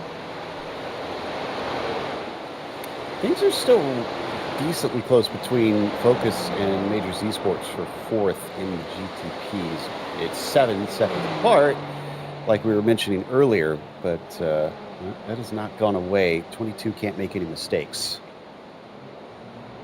No, the lap times are looking pretty decent now, though. Major Z Sport just done a 1:43.6, and Focus GTP just did a 1:42.4. We have a car with no lights on between turns 7 and 8. Car with no lights between turns 7 and 8. Keep in mind. Larson's stuck. Timothy Larson's not moving. I wonder what's going on. I'm checking. This was Ooh. recent. Yeah. They got some help from Nelson Clemente. Is it a tow? Oh, yeah, I know, nudge from behind. Oh, that's a big one. Car 4, Hit the do you need a side. tow? They are not moving. They just, well, they're moving now. They just told car They're not 4 you moving can when go. it's yes, I think, right? I think they're slowly trundling along.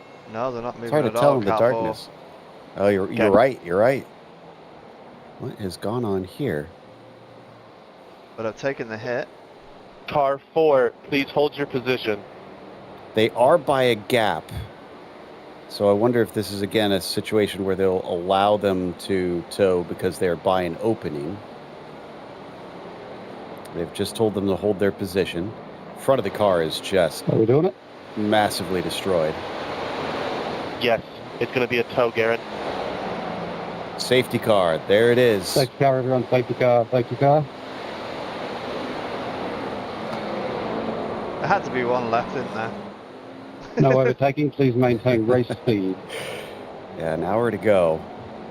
Leader this engaged. stage. Live it out. In Once fact, you we'll get probably to restart the with about roughly an hour to go. Yeah. And for fans of the 222 team, they were on the same lap as the 23. Ooh, that was close. So imagine nearly taking out a GT3. Wow.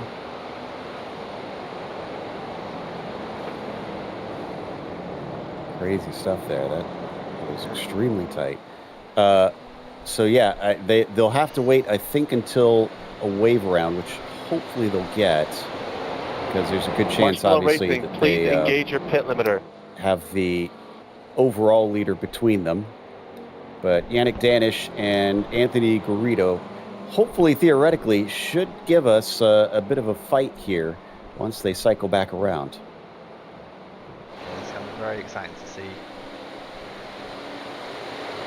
if we get to watch that last one called. Where is Yannick? He's behind him, so he should get a wave round. Well, no, remember it's based on where the lead car is, which is Campbell. So what will need to happen is he'll have to hope that the wave rounds will well, yeah, I guess that should work because he's between the leader and class leader. So yeah, you're right that they should wave them around then. car 4, when the race leader passes you are free to tow. I will let you know.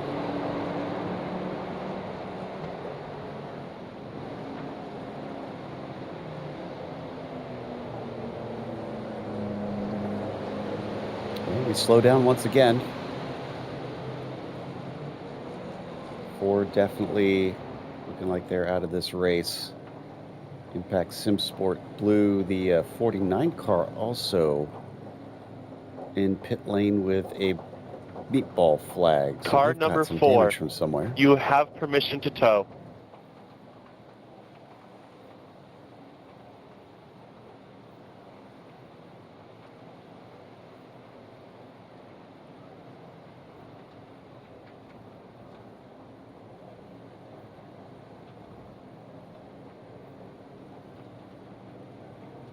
So as we Wave by process is wait about for to commence. Please wait to be called. the All cars, wave please arounds move to right start, on the race track. control on top All of that wave right by now. cars, please pass on the 47 left. catches up to the 22 since they were close to one another. They've not got many cars between them, so Car that should be a fun 81, one. please wave by. They're listing off the cars right now, sending them off through.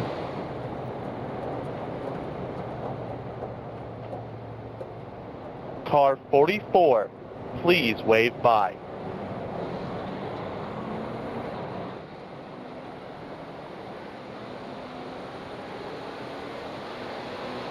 Car 822, please wave by. This might be a bit of a lengthy process here. We'll have to give us a Car moment while we 19, please wave let by. it go through the process. for those that are trying to understand why Car they 12, do this. please wave So by. essentially, what happens is in multi-class racing, if the safety car comes out, Car 86, and please let's say, for wave example, by. we've got our P1 versus P2 race. So you're Car 119, close to being please lapped, wave by. but you are technically still on the lead lap. So Car instead of 222, leaving you close please to that wave car, by. you are waved around so that you still have the ability. Let's say in this situation, instead, they weren't close to being lapped. Let's say they were Car about 5 seconds apart, but in 113, between them please was wave the by. overall leader, and our P1 car continues on around. So what happens is you then suddenly have a situation where you're practically a lap down, even though you were Car second place and you were 118, fighting with P1 please moments wave ago. by. So that's why they do this, is if you're between the overall lead car and your class leader, Car they'll 2, wave you please around wave by. so that you are not sort of unfairly disadvantaged by that safety car to where you practically lose a lap. So yes, it is lengthy, and I'm sure some fans are not That is the into end the extra of work that this causes, but the wave by process. it does make for a better, more fair race in the end. So, and of course, we see cars heading into pit lane while they've got the opportunity as well. The interesting thing I'm just looking at here is the number of cars that are going to be between P1 and P2 in the GT3 class. So that's 6 cars. That would give Yannick a little chance to run away. Class he's split going to use that. is about to commence. But the 22 and the 47 going to be very close, and the 24 and the 40 up in the GTP class for both of those pairs going to restart right by each other. So this will reinvigorate things for the midfield and the GTP GTPs. cars go to the right of the track and pass all GT3 cars. GT3 cars, please stay on the left. And of course, they're resorting the two classes as well, so that it's a little bit less of a mess on the restart. So they're waving the GTP cars ahead now of our GT3 cars. So we get not quite a split start, but at least the classes will be with each other. Yeah, it certainly means there's no hold up for the GTPs to just get up to speed and hanker down, as opposed to having to do that immediate scrapping through the gap. But you've got cars in there in the pits that might have to come out and end up being behind them, like it happened earlier. GTP leader, please increase your speed to 80 kilometers per hour / 50 miles per hour. All right, they're telling the leader to speed back up. Safety car will end And this lap. safety car is in this lap. I tell you what, that was very efficient by race control. That was actually quite impressive. Yeah, that was really quick. I mean, they've had quite a few practice now with everybody here, so they know what's going on. But I mean, having worked with real world race control and watched that and how that all happens, I almost feel like they're doing better than the real world. No overtaking is allowed of any car until you pass the DRS line.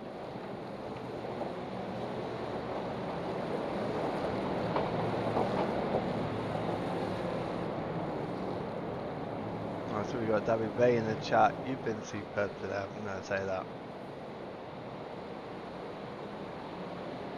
Wait, who? They're saying someone's superb, or what's? No, I'm saying David Bay is in our chat in the channel, and I just wanted to take that moment. If you're listening, he did a really good drive today. I know he's feeling it with the incidents that's happened, but this has been a tough race, and so everybody here has done a grand job. Agreed. Yeah, everybody who even just tackling this race, they've done more than we have. They've actually gotten out there and driven it. So a big kudos. Pat yourself on the back. Last race of 2024 for the majors. So this has been all around, I'd say, a really fantastic run in what is incredibly difficult conditions. Very, very much so. It certainly brought out the best in the drivers. The challenge certainly has been there with the rain, with the Thank gravel. you guys. Very good job. It's been really good and a good way to see out 2024, like you say, and gives us all something to look forward to for 2025. Get the tyres warm with the little squiggles. Sean, get ready to launch.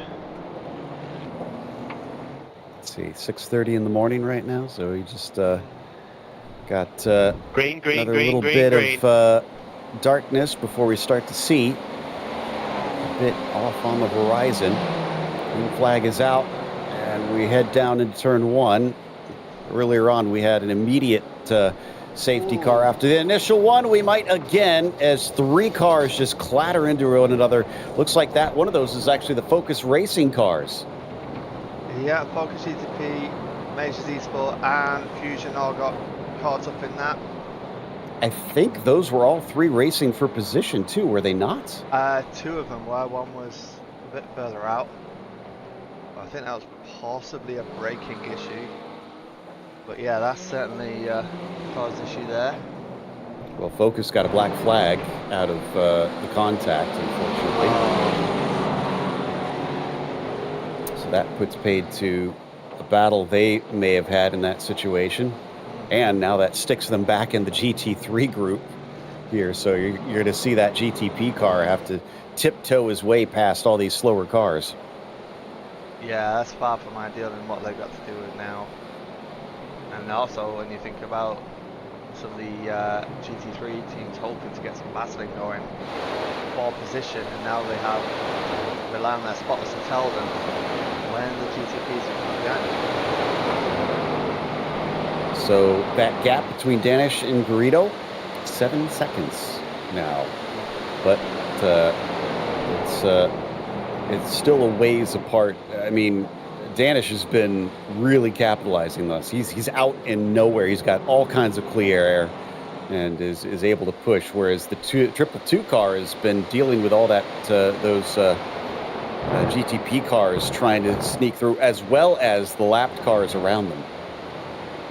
Yeah, I mean, we got to bear in mind as well that Yannick's gonna have to deal with those GT cars, but he will have a little bit more of an advantage in the sense of the damage would have been done to the 222 in terms of time deficit. It's nearly 8 seconds now, so they can actually try and use that to their advantage with these cars coming through. So we've got a battle for the podium because it looks like Dexter Castro and Daniel Slater are about 3 seconds apart between them and the GT3s.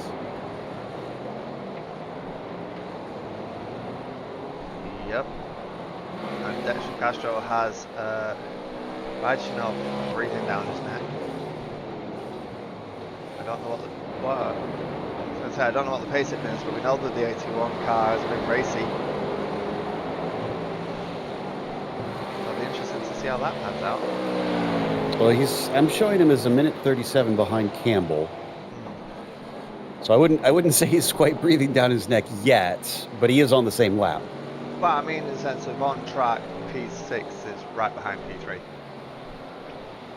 And if P3 is trying to run away from P4, it'll be interesting to see what role P6 plays in that gap.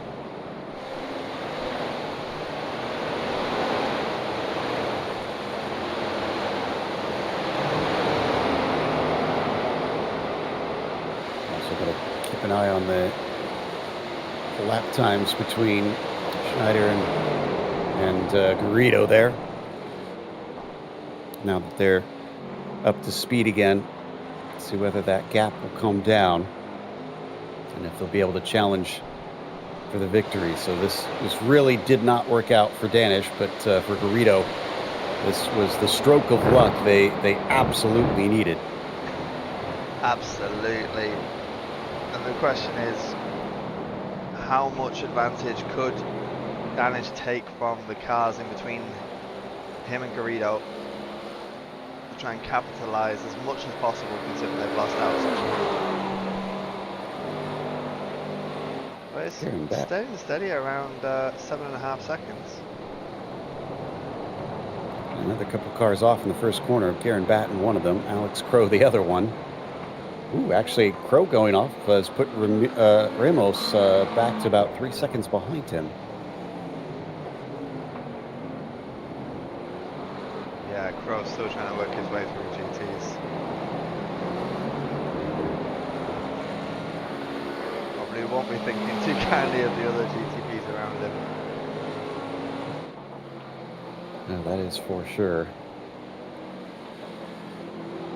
But you've always got to keep control of those emotions, which can be difficult with these longer races because you start to notice trends about who is where, and you can get a little bit annoyed over time having to be around certain drivers, but you've always got to stay focused. You can't make rash decisions out there, and if you keep the red mist from going down, then you should be pretty good. But as soon as you start letting your temper get the best of you, then you're going to do something silly out there.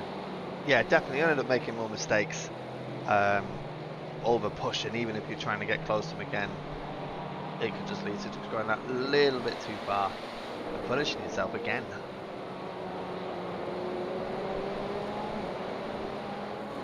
Oh, well into the final hour. Yeah, about 51 minutes left to go now. 53 on mine. Oh, that's right. Yeah. Pardon me. That's you're correct. I keep forgetting that. Adami is. He's gone into the pits, but I don't know what happened there. He has a black flag I'm seeing. Let's see if we can catch the replay. I wonder if he got pushed into the pits. I know he came in. Checking. But had issues. Had issues braking. Actually hit the tyres on pit entry. Oh no. Oh. He's come back out. Has he got lights? He doesn't have lights. Uh-oh. Oh, that is going to be extra difficult. Yeah, he's got Parrish 3 seconds ahead of him for position, but yeah, this has made life really difficult for him. So, okay, I think I figured out what's happened here. It appears that he meant to come into pit lane, but hitting the wall put them over the incident limit. So then they had to serve a penalty. So he carries on because he can't take the pit stop now. And unfortunately, because he hit the front of the car, that turned the headlights off. So, and he is struggling out there. The car completely off course. Yeah, I mean, now he's having to, especially coming down this area of the track, no lights, all you got to do is hope that other cars can guide you around. So I'm bored with the dummy right now in Delta Racing's Mustang.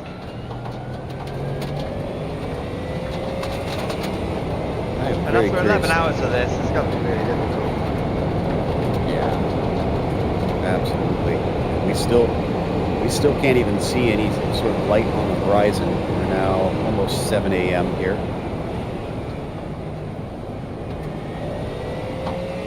Yeah. Gotta imagine maybe just a little bit after 7 a.m. probably should start to see some of it. Like I said, officially, I think it was something like 7:20 or 7:30 in the morning that we are supposed to get sunrise, which is effectively when the sun comes over the horizon. Yeah, see a little bit, you see the trees. Flash, you can see it's definitely coming. Oh, damn, we're trying to find the pit entry.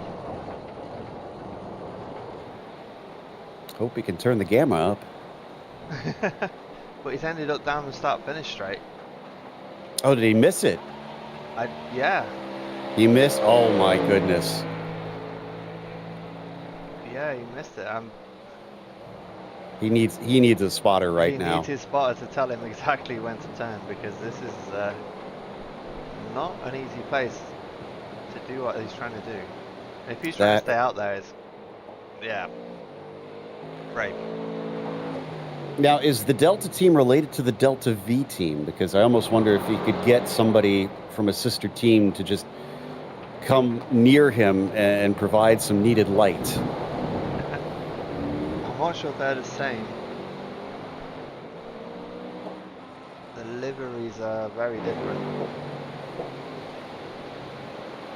But he does need his spotter to do some guidance there, because yeah, this is very difficult to do. I'm starting to wonder if the Fusion Blackout GTP team got wet tires on sale or something here, because they're still on them out on track. Yeah, but if you look at their lap times, they're not far off everybody else. I'm actually doubting if they're actually on wets. I'm sure they're going to be on dry. We've said that before, and then it wound up they actually were. I don't know. Oh, Marcos Adami is fighting the car to stay on track. Trying to figure out where the turns are. Hopefully he has a track map or something that he can use. But he has got some GTPs coming up behind him, which will give him some light. There we go.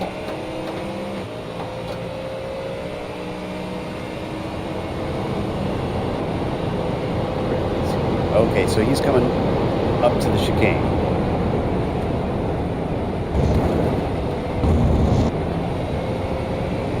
No, he's deliberately staying out. That I thought, aren't they punishing drivers that do that? I don't think they're punishing drivers, but Garen's lost his lights. Fusion are not having a good time. They're going in the pits. And they've had a serious accident because they've also got a meatball flag. Yeah, let's watch on the replay now. And, oh, missed the corner and careened into the wall. Yeah, that's a big one. That's going to be front suspension and loss of lights. Yeah, disappointing for the guys.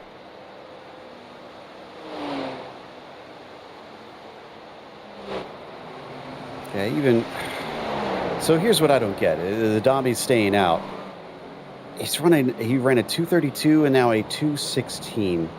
There's no way that staying on track is the better choice here. You got to come in and fix it. You're going to be bleeding time. Why try to gut it out to the end? Yeah, I mean, they're going to be probably accepting losing E9. And they have a 2-minute gap to Symmetalk Sensations. But with over 45 minutes to go, yeah, what's the realistic objective here? I agree. And actually, when you think about it, they're putting the other drivers in danger as well. Very much so.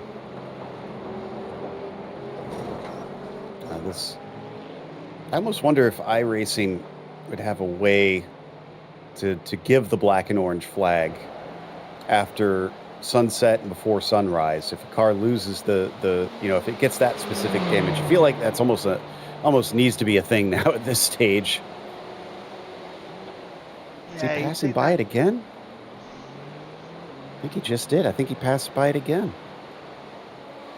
Yep. He's staying out.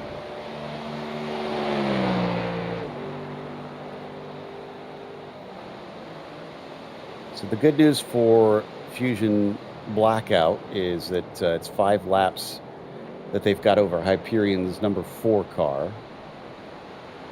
So they've got plenty of time to try and repair that machine before they even lose one position.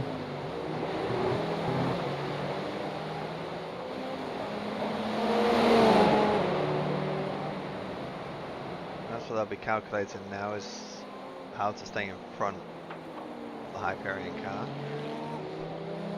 Now, is it about 35 minutes for the GTPs that they can go at max as well? Um, Or is it a bit longer I think than they that? can go a little bit longer. Okay.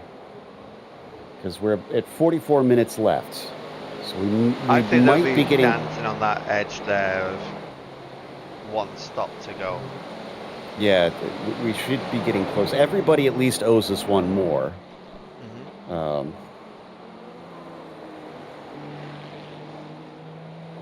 Which, you know, maybe that could have been another thing that maybe Marcos Adami in the Delta racing car would have been thinking if we were close on that. But we're well within range that the GT3 cars could get in there and finish from here. If it's something where it's like, oh, I don't want to make that extra stop and just stay out for one more lap so that I can get within the range. But again, I'm not seeing the logic. No, I'm just trying to have a look. They last pitted on lap 297, so they're due to pit stop soon. If they're thinking, see the stint out, again, they're just losing time here. It's now 19 seconds to Team Breeder. They'll be looking at this and thinking, great, keep doing it. To his credit, the pace is picking up. It's a 209 now. That's 215 that last, dropped again that time. Yeah, God, a 209 with no headlights in pitch black. That's actually impressive. Yeah. That's only 10 seconds off their regular pace.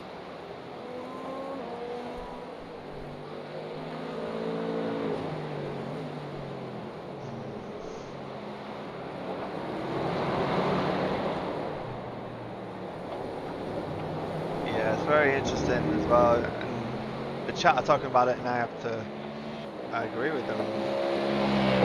I wonder if the admins have actually picked up this car driving around with no lights on.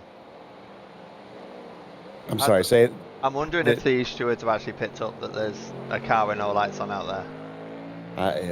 I would suppose not, because I know they've called it out before. Yeah. But somebody's asleep at the wheel currently. Feels like it.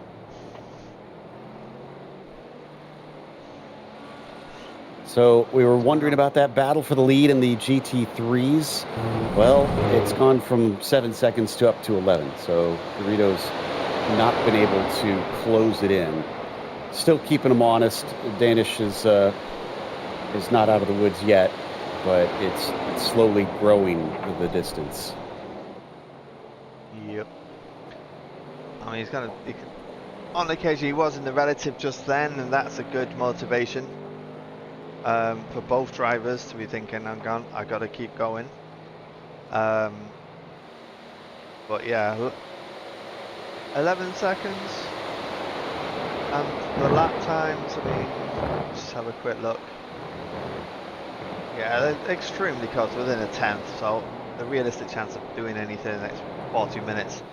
I think Les Conveyors de l'Extreme will be waiting to see if another unexpected twist happens. Maybe hopes and dreams at this point. Oh, and Impact Sim Sports number 19 car has fallen off of the podium. Raccoon Sim Racing takes that P3 away. Well done, Slater.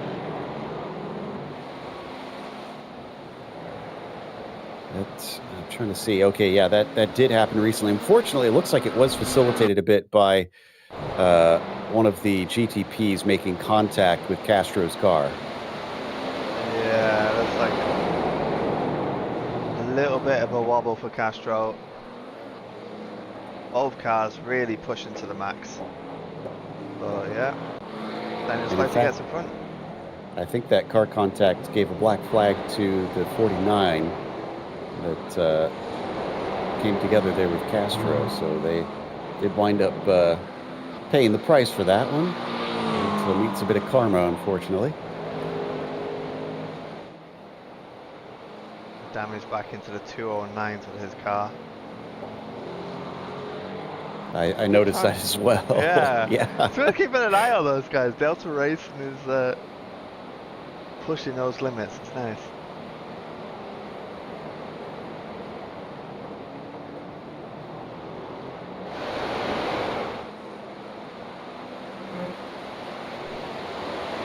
So yeah, I'm We're just under wondering 40 at these minutes to go. Yeah, 40 minutes to go. I'm looking at the gaps between the various cars.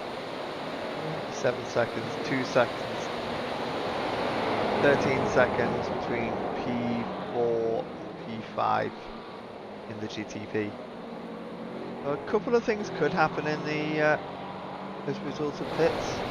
There's Larson. Oh, Larson's lost a tyre. Uh-oh. Not sure what happened there. Lost lights as well. Gonna try and get it home.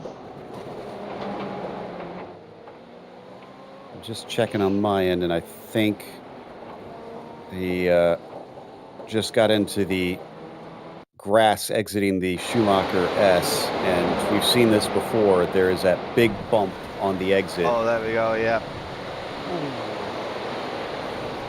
Once we start riding those bumps, there's that big jump in particular right near the end there. It's punished so many cars. Lethal spot, so now Lars are going to try and nurse that car home. There you go. That's Hyperion Racing in the pits, and that could be them, I don't know.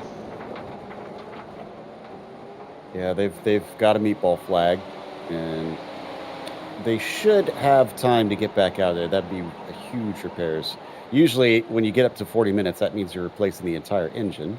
So, Yep. That's pain. Just looking at this.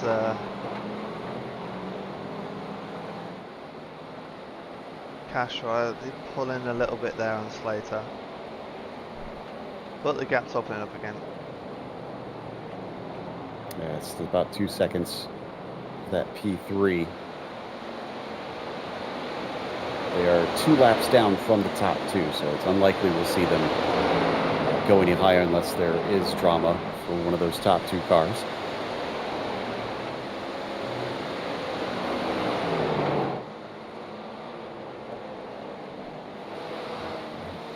Looks like Delta 5 Racing number 14 is in the pits. Last minute service just to see him out to the end of the race.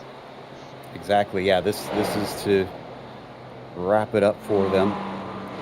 Krista May in the car still. They're going to fall down to 5th, but we're owed a pit stop by Majors Esports number 47 car. In fact, they stopped 6 laps ago, so unfortunately they're that awkward stage of they could stop now, but it's going to be a very short stint.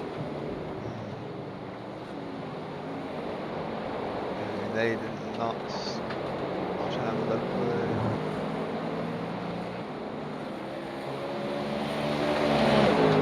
Yeah, 30 laps. I'll have to do a little splash and dash. It will be interesting to see how that pans out. I'm expecting Marshmallow Racing, our overall leader, in pretty soon. They're on lap 21 of their stint, actually. Well, there's others that are pitted. Like, I'm looking at them, not DeMay, but looking at Alex Crow. He pitted 20 laps before Marshmallow. So I think there's still a little bit of time left, but Sean Campbell has a lot of wiggle room. I'm showing DeMay has just pitted now. But yeah, because we just talked about it. Alex Crow did 320, pitted lap 326. Oh, okay. Well, Crow is showing to me he's on lap 6 of his stint. Oh. Let me check here. Unless he served a penalty, and that's what we're seeing. Yeah, okay, yeah, that's what it is. It was a penalty. Yeah, it's drive through. 26 seconds in the lane. Good catch on that. Yeah, so they still need coming as well.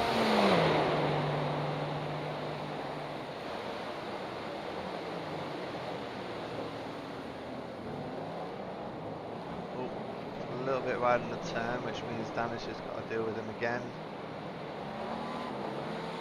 Keep safe, keeps out of the way. It's always kind of difficult to try and figure out what's the the best way to go about it when it gets to the end, when you have these safety cars on the road course. And I think this is a long enough lap where the call needs to be you want to be the first to stop last sort of thing. Cover it off, pit before you get a safety car, as long as you don't go a lap down from the car you're racing against, because you can then get track position if they have to make that final stop during the safety car. So, I feel like if if we can make it to the end from now, then you probably want to come and stop. Yeah, that's a really good point. Needing to consider that safety car element, because that could actually just ruin your day, couldn't you? If you've been holding on for so long, if you fall through a yellow flag and leave into pit. Yeah, it's one of those things that you do. You have to. You kind of almost have to think of it like oval racing in a sense that you got to watch out for that stuff and be able to pull marches. If you can stay on the lead lap, then you got to take that stop and take all the track position. But if you're going to go a lap down, then you need to wait for the caution to come out and use the caution to take your pit stop. So it all kind of is very much in flux. You have to stay on your toes and know what to do in the right moment, which is, again, another reason you need a crew chief on the box, because when you're in the car, you can't always think about these things. No, exactly. You need someone at your side there doing those calculations, doing those strategy calls, and preparing you as a driver just to receive information. Adami with the no lights is just in a 1:59.4. He is back up to pace. Are you serious? I'm serious. He's back on pace. Does he maybe have lights on his end and just we don't realize it? Well, he is surrounded by GT3s at the minute, so I think that's actually giving him a little bit of help. Ah, okay, yeah, that will do it. So, yeah.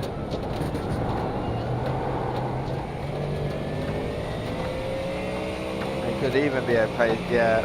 The Titanium, it might have messed about with the gamma. Having the gamma quite high would help. Where would he have done it, though? I mean, did he pull off to the side at some point? Well, no, because the only way to access that is via the UI, and you only get that when you're out of the car. Yeah, so he can't have done that then. So the only way he could do it unless he did set it up beforehand. Yeah, maybe. Maybe a cheeky move by Marcus Adami, maybe.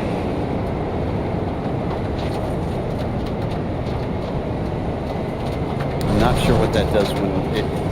Did he do any laps in the white? Let's see if he did any at the start. No, he did not. So yeah, I mean, in that case, good move. Because I don't know what the gamma does if you crank it up and it's still light out. I just made it. I don't know. Well, let's see if the chat knows. I'm not going to do that. Go on, chat. What happens when you crank up the gamma in daylight?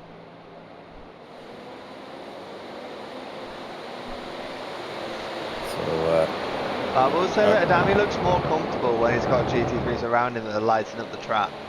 Yeah, very much so. When the lights aren't there, he makes more mistakes, so I reckon that does play a role. I think you're exactly right. That kind of explains why he's able to run these laps that he's running. I've had a response to the chat of no comment. Thanks, Kieran. That's not helpful. By the way, that car in front of him, that is one of the Delta V cars. So maybe they are doing what I was talking about. That one of the sister team cars is just hooking up with them, giving them a chance to carry on. He's now got the negative Delta behind him.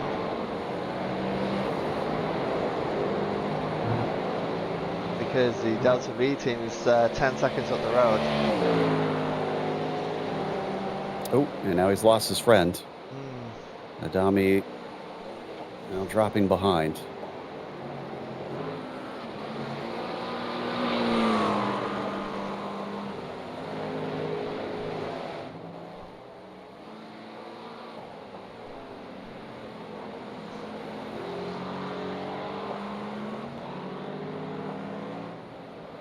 Got another black flag for the 61 car of Garen Batten.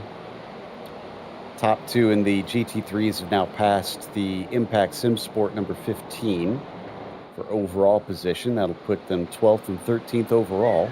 Well, that's good. Yeah. Well, good for them in that they can feel proud of how many cars they've overtaken. Bad for the GTPs that that's how many have fallen out in this race. Yeah, In fact, let me get a quick count here.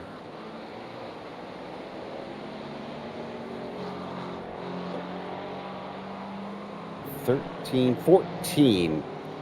GTPs have retired out of 25 starting this race. Wow. That's, yeah.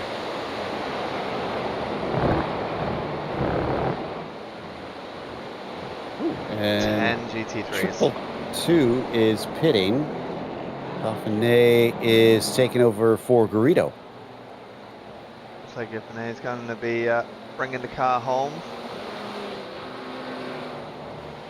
You don't have much to worry about in terms of what's behind them, so... Did we report that Marshmallow took their final stop?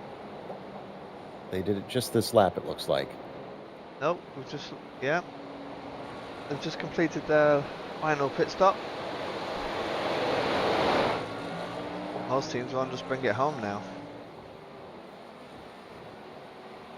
Yeah, the track mostly dry. Everybody except for Fusion Blackout GTP on the dry tires now. Not many actually in a position to race for position directly. So yeah, just bring it in. Try to wrap this one up. P3, bottom step of the podium down to the GT3s. That's still up for grabs though. 2.5 seconds from Castro to Slater. Yeah.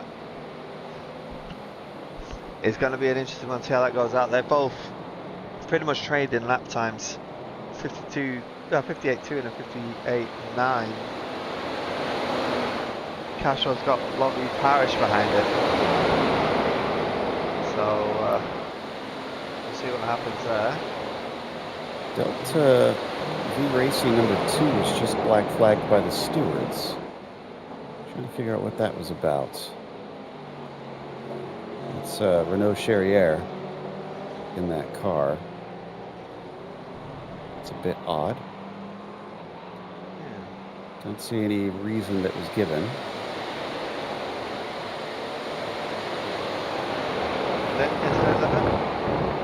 No. This was handed out by the human race control. Ah.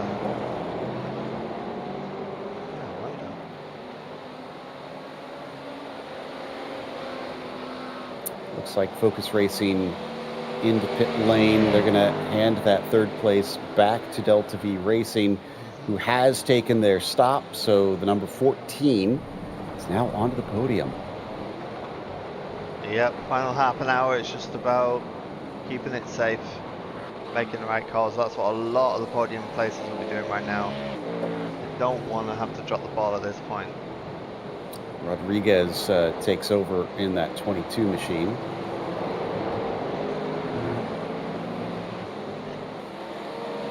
Speedy drivers, we know. They're on the way out now.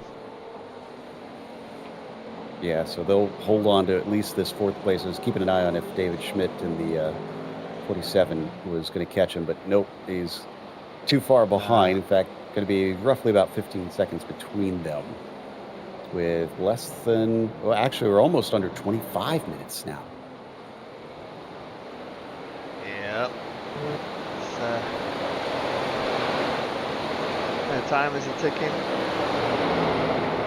Delta V have got a 36.5 second gap to Focus GTP.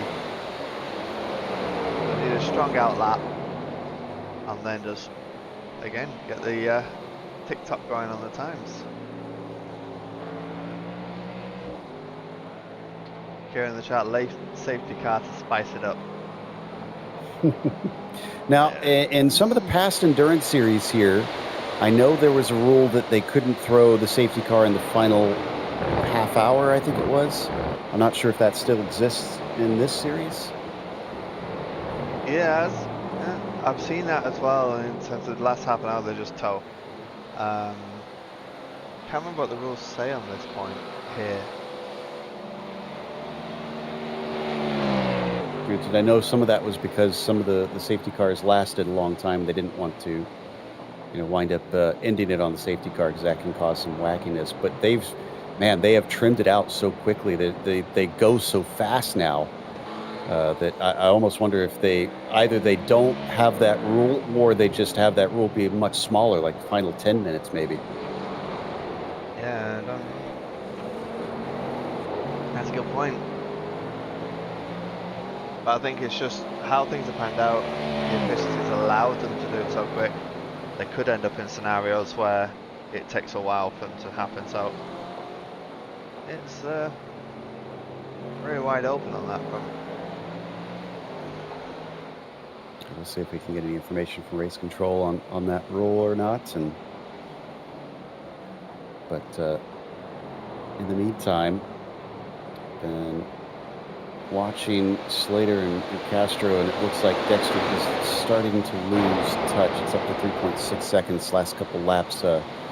Daniel in the Raccoon Sim Racing car has just been quicker by 0.6 or so a lap, it seems. Yeah, it's got a bit of traffic behind. Let's go looking to come through as smooth as you like, and you got Parrish as well behind. But right now, I think, yeah, Slater's got the upper hand. And we'll just be making sure he's hitting his lines, getting the good exits, and making life difficult for Castro, not allowing him that chance to catch up. Boy, it is still very dark, much darker than I thought it was going to be here at 7 a.m. This is when I thought we should be getting a little bit of that light showing up. The horizon, I think, I'm not sure if I can see a little bit of redness showing up there yet.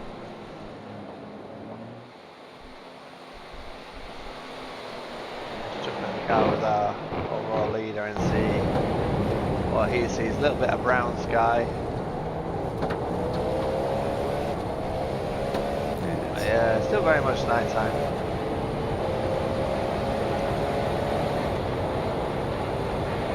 See, what they need to do is when they do these, they need to hold a race up at Rudskogen, which I think might be the farthest north or one of the farthest north tracks that they've got now in iRacing, and try to hold it as late into the season as the sim will allow. Because then you could probably get more than 12 hours worth of darkness. Wow, yeah, that would that would be a really good blackout.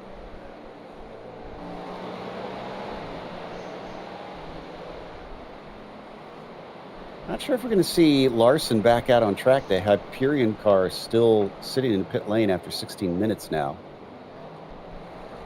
Yeah, I have to question that as well. We do have 20 minutes to go.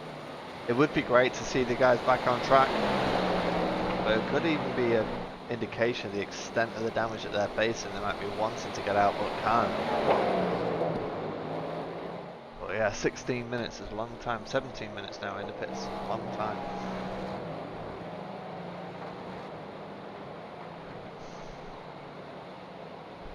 Imagine there's a lot of tired people out there and they're just wanting that flag to wave and cross that line. Yeah, and that's the difficult thing is you can't get the senioritis of endurance racing, if you will, where you can't give up before it's over. You got to keep pushing all the way until that checkered flag. And yes, you might have a big gap on the car behind you, but you've got to keep up at least a decent pace to wrap this one up. Exactly. And you got to keep that awareness when you're looking at Schmidt and Clement here, trading trap position and a bit of contact. I think Clemens maybe just nudged Schmidt a little bit there. He seemed a bit aggrieved about not getting through earlier. Yeah, possibly. That little bit of carelessness there, I think, we don't need that at this point in the race. Let's just get home. Exactly. Don't really want to test that theory on the no safety cars after a certain period here. We want to see things stay clean to the end.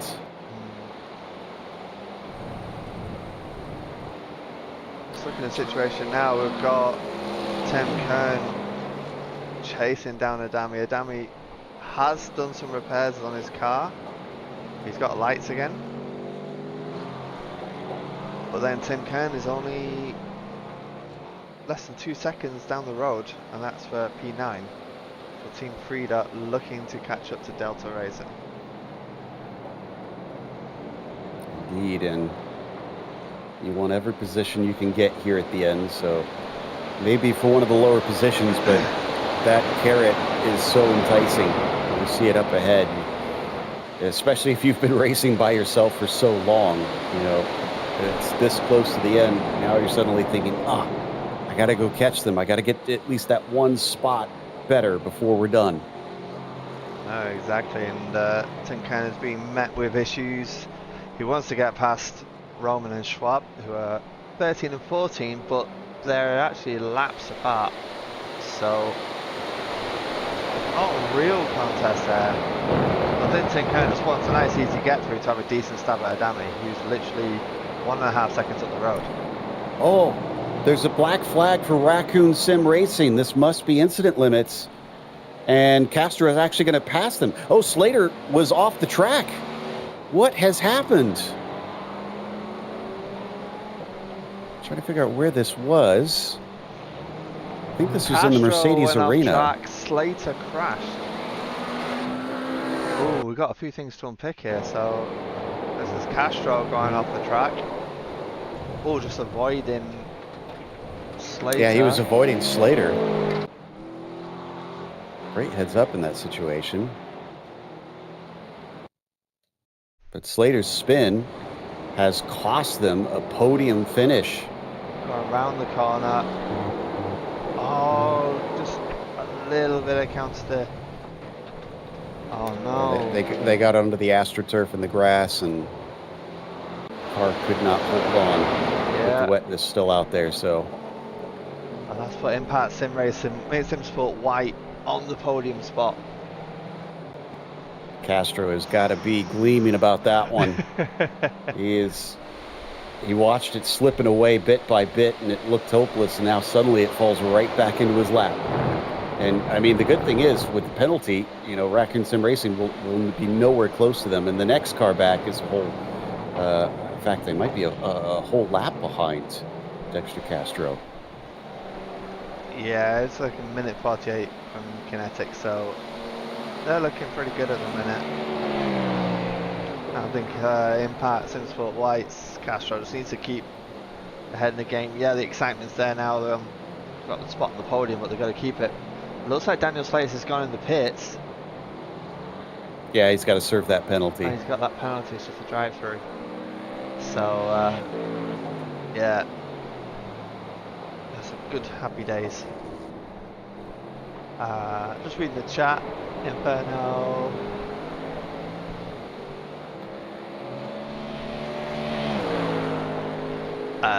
Regarding the STK gaming, the project I've got here is actually I've used part of STK Gaming's Formula 3.5 overlay, and I've put a custom on it, which is actually quite hard to do because it's not actually designed for that. So it's a mixture of custom and stock, if that makes sense. So I've changed the background colors, I've changed some of the other bits and pieces that you see in this overlay.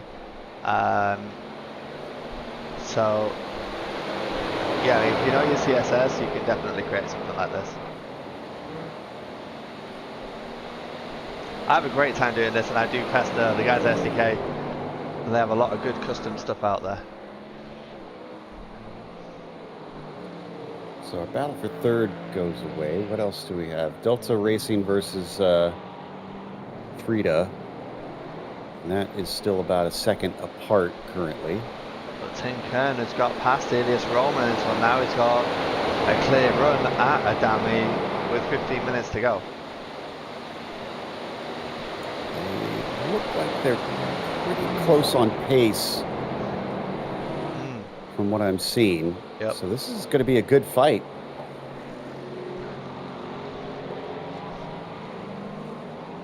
Mustang versus Mercedes. Let's try and decide 9th position. 15 minutes, probably going to have about 11 laps or thereabouts. Actually, no, less than that, because these drivers are doing 2 minutes per lap. So this, look at about 7 laps left for these GT3s. 7 laps of pressure for both drivers here to get that bragging rights, getting into they're both in the top 10, who can have that 9 spot. Still a 4-lap difference between Marshmallow and Nexus up at the very top of the field. Yeah, and a 6-second difference in lap times, or 5 seconds now. It's,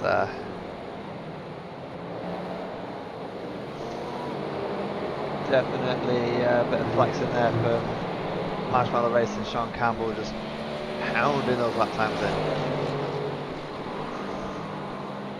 Now, didn't we theorize that Cross was going to finish them out? Because Pouyer is back in the car. He is. Yeah. So I kind of sort of half joked that, you know, unless he wants to wrap it up, and sometimes, I mean, if you're not fighting for anything, if it's important to a certain driver, maybe you would give them that last stint to bring it home. And that seems to be the case here. But Charlie wanted to take it to the checkered flag. Yeah, you've got that desire, that feeling of being that one that does it. But also, you know, the other guys have got plenty of driving themselves, have done a great job. Cross, for example, done on many a lap here tonight. So I think it's good for Pouyer to bring it home, and I'm sure the rest of the team are on board with that as well. 3 tenths now between P10 and P9 GT3. Ooh, that is getting tight. We've got a Mercedes against the Ford.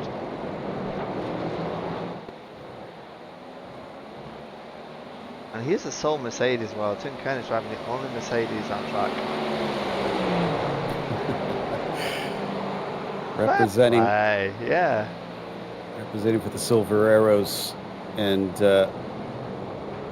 here's the other thing. They've got 2 laps to Simitok Sensations.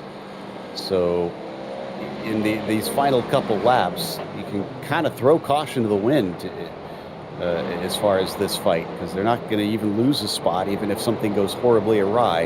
Now, I wouldn't suggest, and I don't hope to see them come together, but it could get spicy out there the last 2 laps. Yeah, it'll be interesting to see how Kern and Adami are feeling right now. I mean, you got that fatigue, but they might be hungry. Yeah. Well, Adami needs to blindfold himself to get the best out of the car, apparently, so. Yeah, it's too much light being emitted from the car now. But then, other than that, I don't think he's got endurance lights. I don't know if the Mustang has that yet. He's not going to see as much as, well, I don't know. He shouldn't see as much as the Mercedes, but it looks like he does. Yeah, I think, you know what, that's actually a good question. I've never thought about the fact, does iRacing actually try to check and see what the headlights actually do in terms of each car? Or is there a generic, you know, you just have this set of lit up area in front of each car if the lights come on? Because that would be very fascinating if some cars have better visibility with their headlights. Well, yeah, I was saying to Brian earlier that in the GT3 class you do have the option of endurance lights. Wait, in real life or in the sim? In the sim. Really? Yeah. And for some cars you can see a clear visual difference. The biggest difference I know is in the Lamborghini, because they come over your windscreen and everything. Whereas in some cars it's really discreet. Case in point we had earlier was in the McLarens.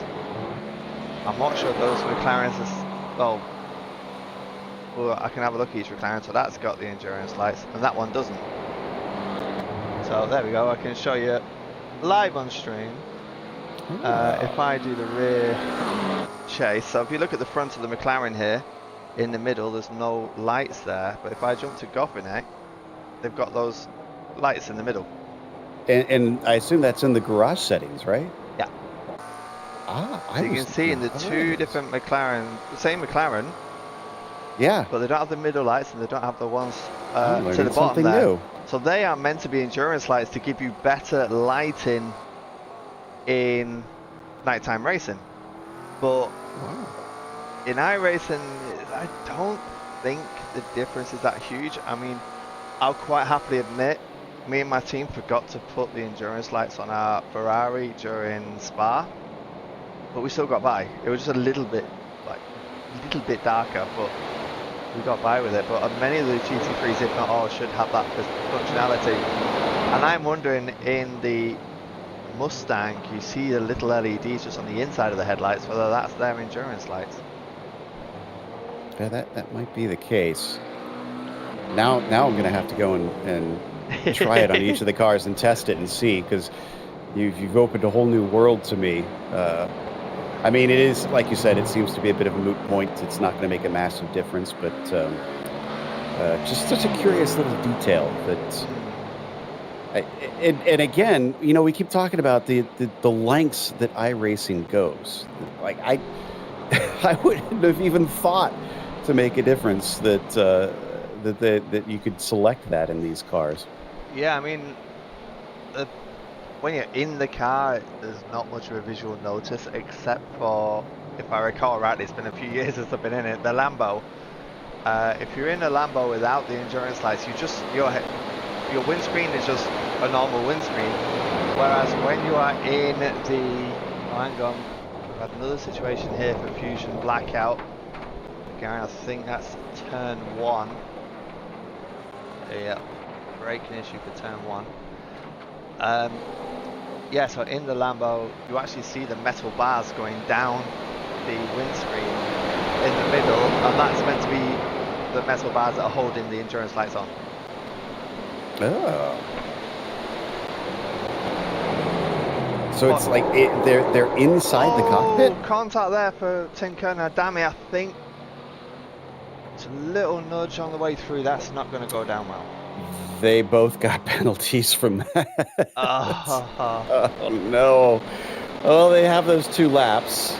And I guess that's the ironic thing. I mean, oh no, they're 8 seconds apart. I was going to say, if they didn't lose too much time, they'll wind up with one another. But because Adami got spun around, they are going to be apart on track now. But yeah, they could have both served that penalty and wound up carrying on the fight in the exact same positions. That'd be interesting to see what happens here. I mean, it was a... Oh, he's catching him. Is Kern come to a halt? He's not. What's going on? So Kern is doing his penalty. Oh, okay. And Adami is going straight on.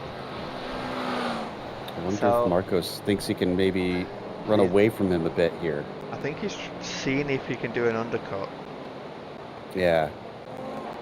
That's a first. I've never heard of trying to undercut through penalties. You never know. There are strange things that happen. In fact, we had one of the strangest during our last endurance race in the Porsche Endurance Challenge this year. One of the most bizarre strategy calls I've ever seen, because in that series they have a minimum pit stop time, since it is kind of a lower end series. So they're trying to make sure that there's a safety factor, and you have to serve that minimum pit stop time. So because of that, you know, if you take a certain amount of service with a car, you can't just come in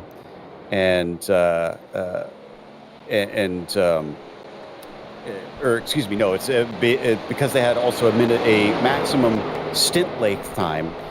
You have to take that into account. So at the end of the race, one of the teams figured out, instead of coming in an extra time, it was quicker for them to go and just wait longer in their pit stall and then leave. Wow. So they were faster by being slower in their pit stop. And we figured it out as we were watching what was going on, but it was one of the most strange bits of logical, jumps that we had to make. Why are they going long in their pit stop? This is so weird. And then we realized they're trying to save time by not having to make an extra trip down pit lane. And I got to talk to the drivers afterwards, and I said, how much were you in disbelief of what you were asked to be doing here when they proposed that to you? He said, yeah, and there was definitely a lot of back and forth of like, are you sure this will work? And it did. It helped them get a position. So it was, again, when you really pay attention to the rule book, there's sometimes some odd things that you wind up doing in racing. Well, that's really good in terms of really understanding those rules. And to the next level. Just like I said, Adami's not gone in again. You say he's got a black flag? He does. He has the black flag, and in this situation, it would not serve him well to stay out because he will get a time penalty if he doesn't serve this. So he will wind up having to, because he's only 13 seconds ahead right now, and I'm pretty sure it's a bigger hit than that. Yeah, to go through the pits for these guys, it's 34 seconds. 35 seconds, so he's not going to get the advantage he's looking for from staying out. If anything,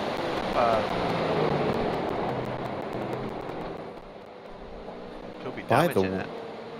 By the way, we've got 2.5 minutes left. I'm trying to see where Campbell is on track. He might get the white flag next time by. But it's going to be close. We are getting just littlest bits of light, by the way, too. On the horizon now. Adami's gone in the pits. Oh, he spun it.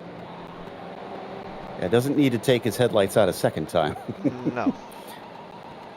Okay, so this is 2 laps to go. So Campbell's hitting the start-finish line just now. Yep. If you hop on the onboard, you can finally see the trees in the distance now.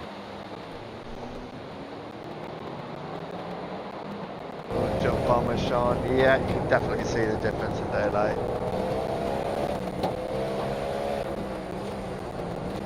Yeah, definitely more. This guy there, yeah. Now you can see the forest of the Eiffel Mountains around us, as well as the stands, of course.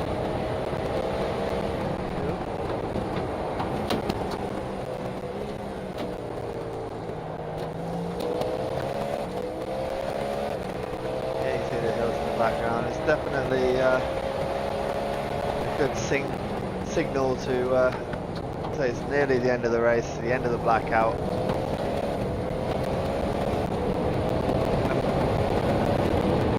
Yeah, it's been what we hoped it to be. It's been not short of action, that is for sure.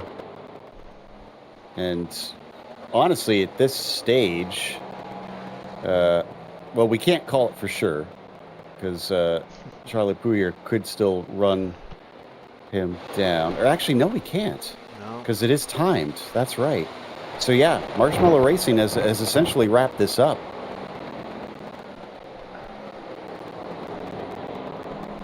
If they DNF from here, they'd still be scored ahead of the 78. Don't do that, Marshmallow. Keep going. Yeah. Another overtake. White flag for Marshmallow Racing. Same times. Campbell in the car, started them off, been sharing it with Moritz Weinrich. Has it just been those two? It does look like it. Yeah. It's been them two. That's a 2-person team. Both very consistent, great driving. Traffic management was lovely to watch. That's the name of the game in this style of racing. And I think So, if yeah. these two enter the MEC, they're going to be really tough to go up against. They have definitely set themselves apart as a big factor, I think. So, yeah, really looking forward to 2025 on that front. But half a lap to go here. I mean, take us home. Exactly.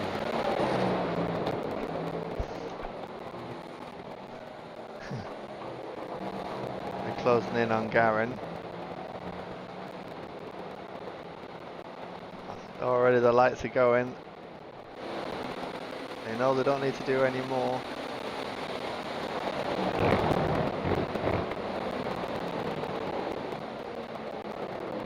And here they We've go, been the on- last turn, bringing it down the straight. Congratulations to Marshmallow Racing on the victory. Just impressive stuff. So where is the 23? Down think- at the S's. Yeah. Car Looks like 5 about is half a pulled lap. over. David Schmidt. The car's just having a couple of last minute spins.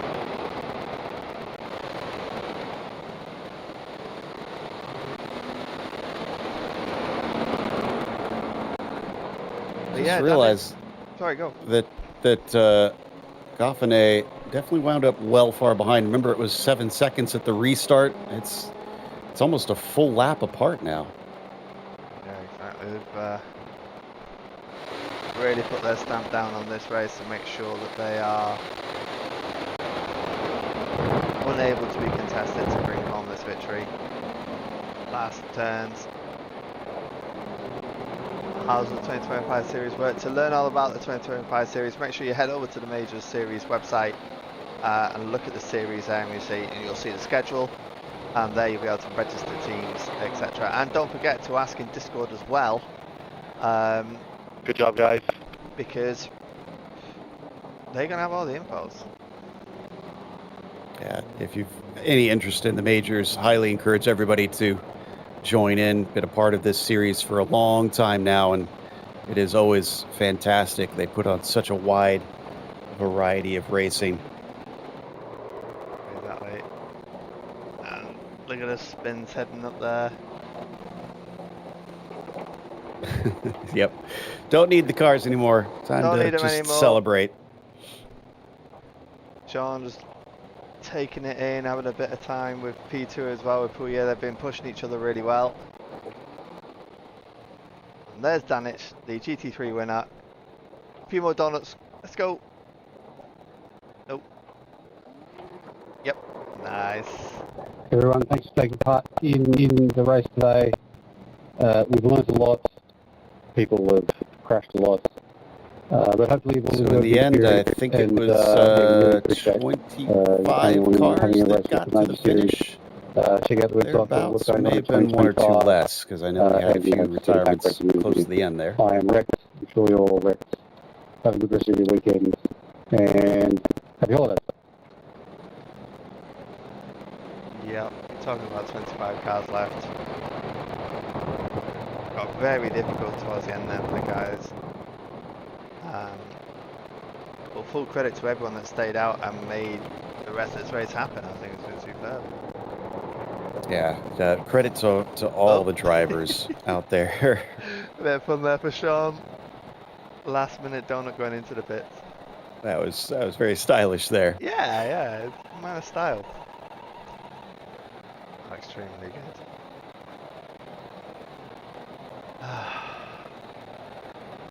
360 no scope, that was for sure. You deserve some credit too. Full 12 hours all through. That's impressive. I'm gonna sleep well. I would say tonight, but it isn't even tonight. It's 6:10 in the morning for me. Oh my goodness. But no, thank you so much for being here. Thanks to everyone that's been watching, commenting on the stream. And thanks to all the drivers who've given us plenty to watch and talk about. Yeah, 12 hours is a good marathon, isn't it? It is definitely a long one. Enjoying Pouillet doing a few donuts as best. Go on, Charlie.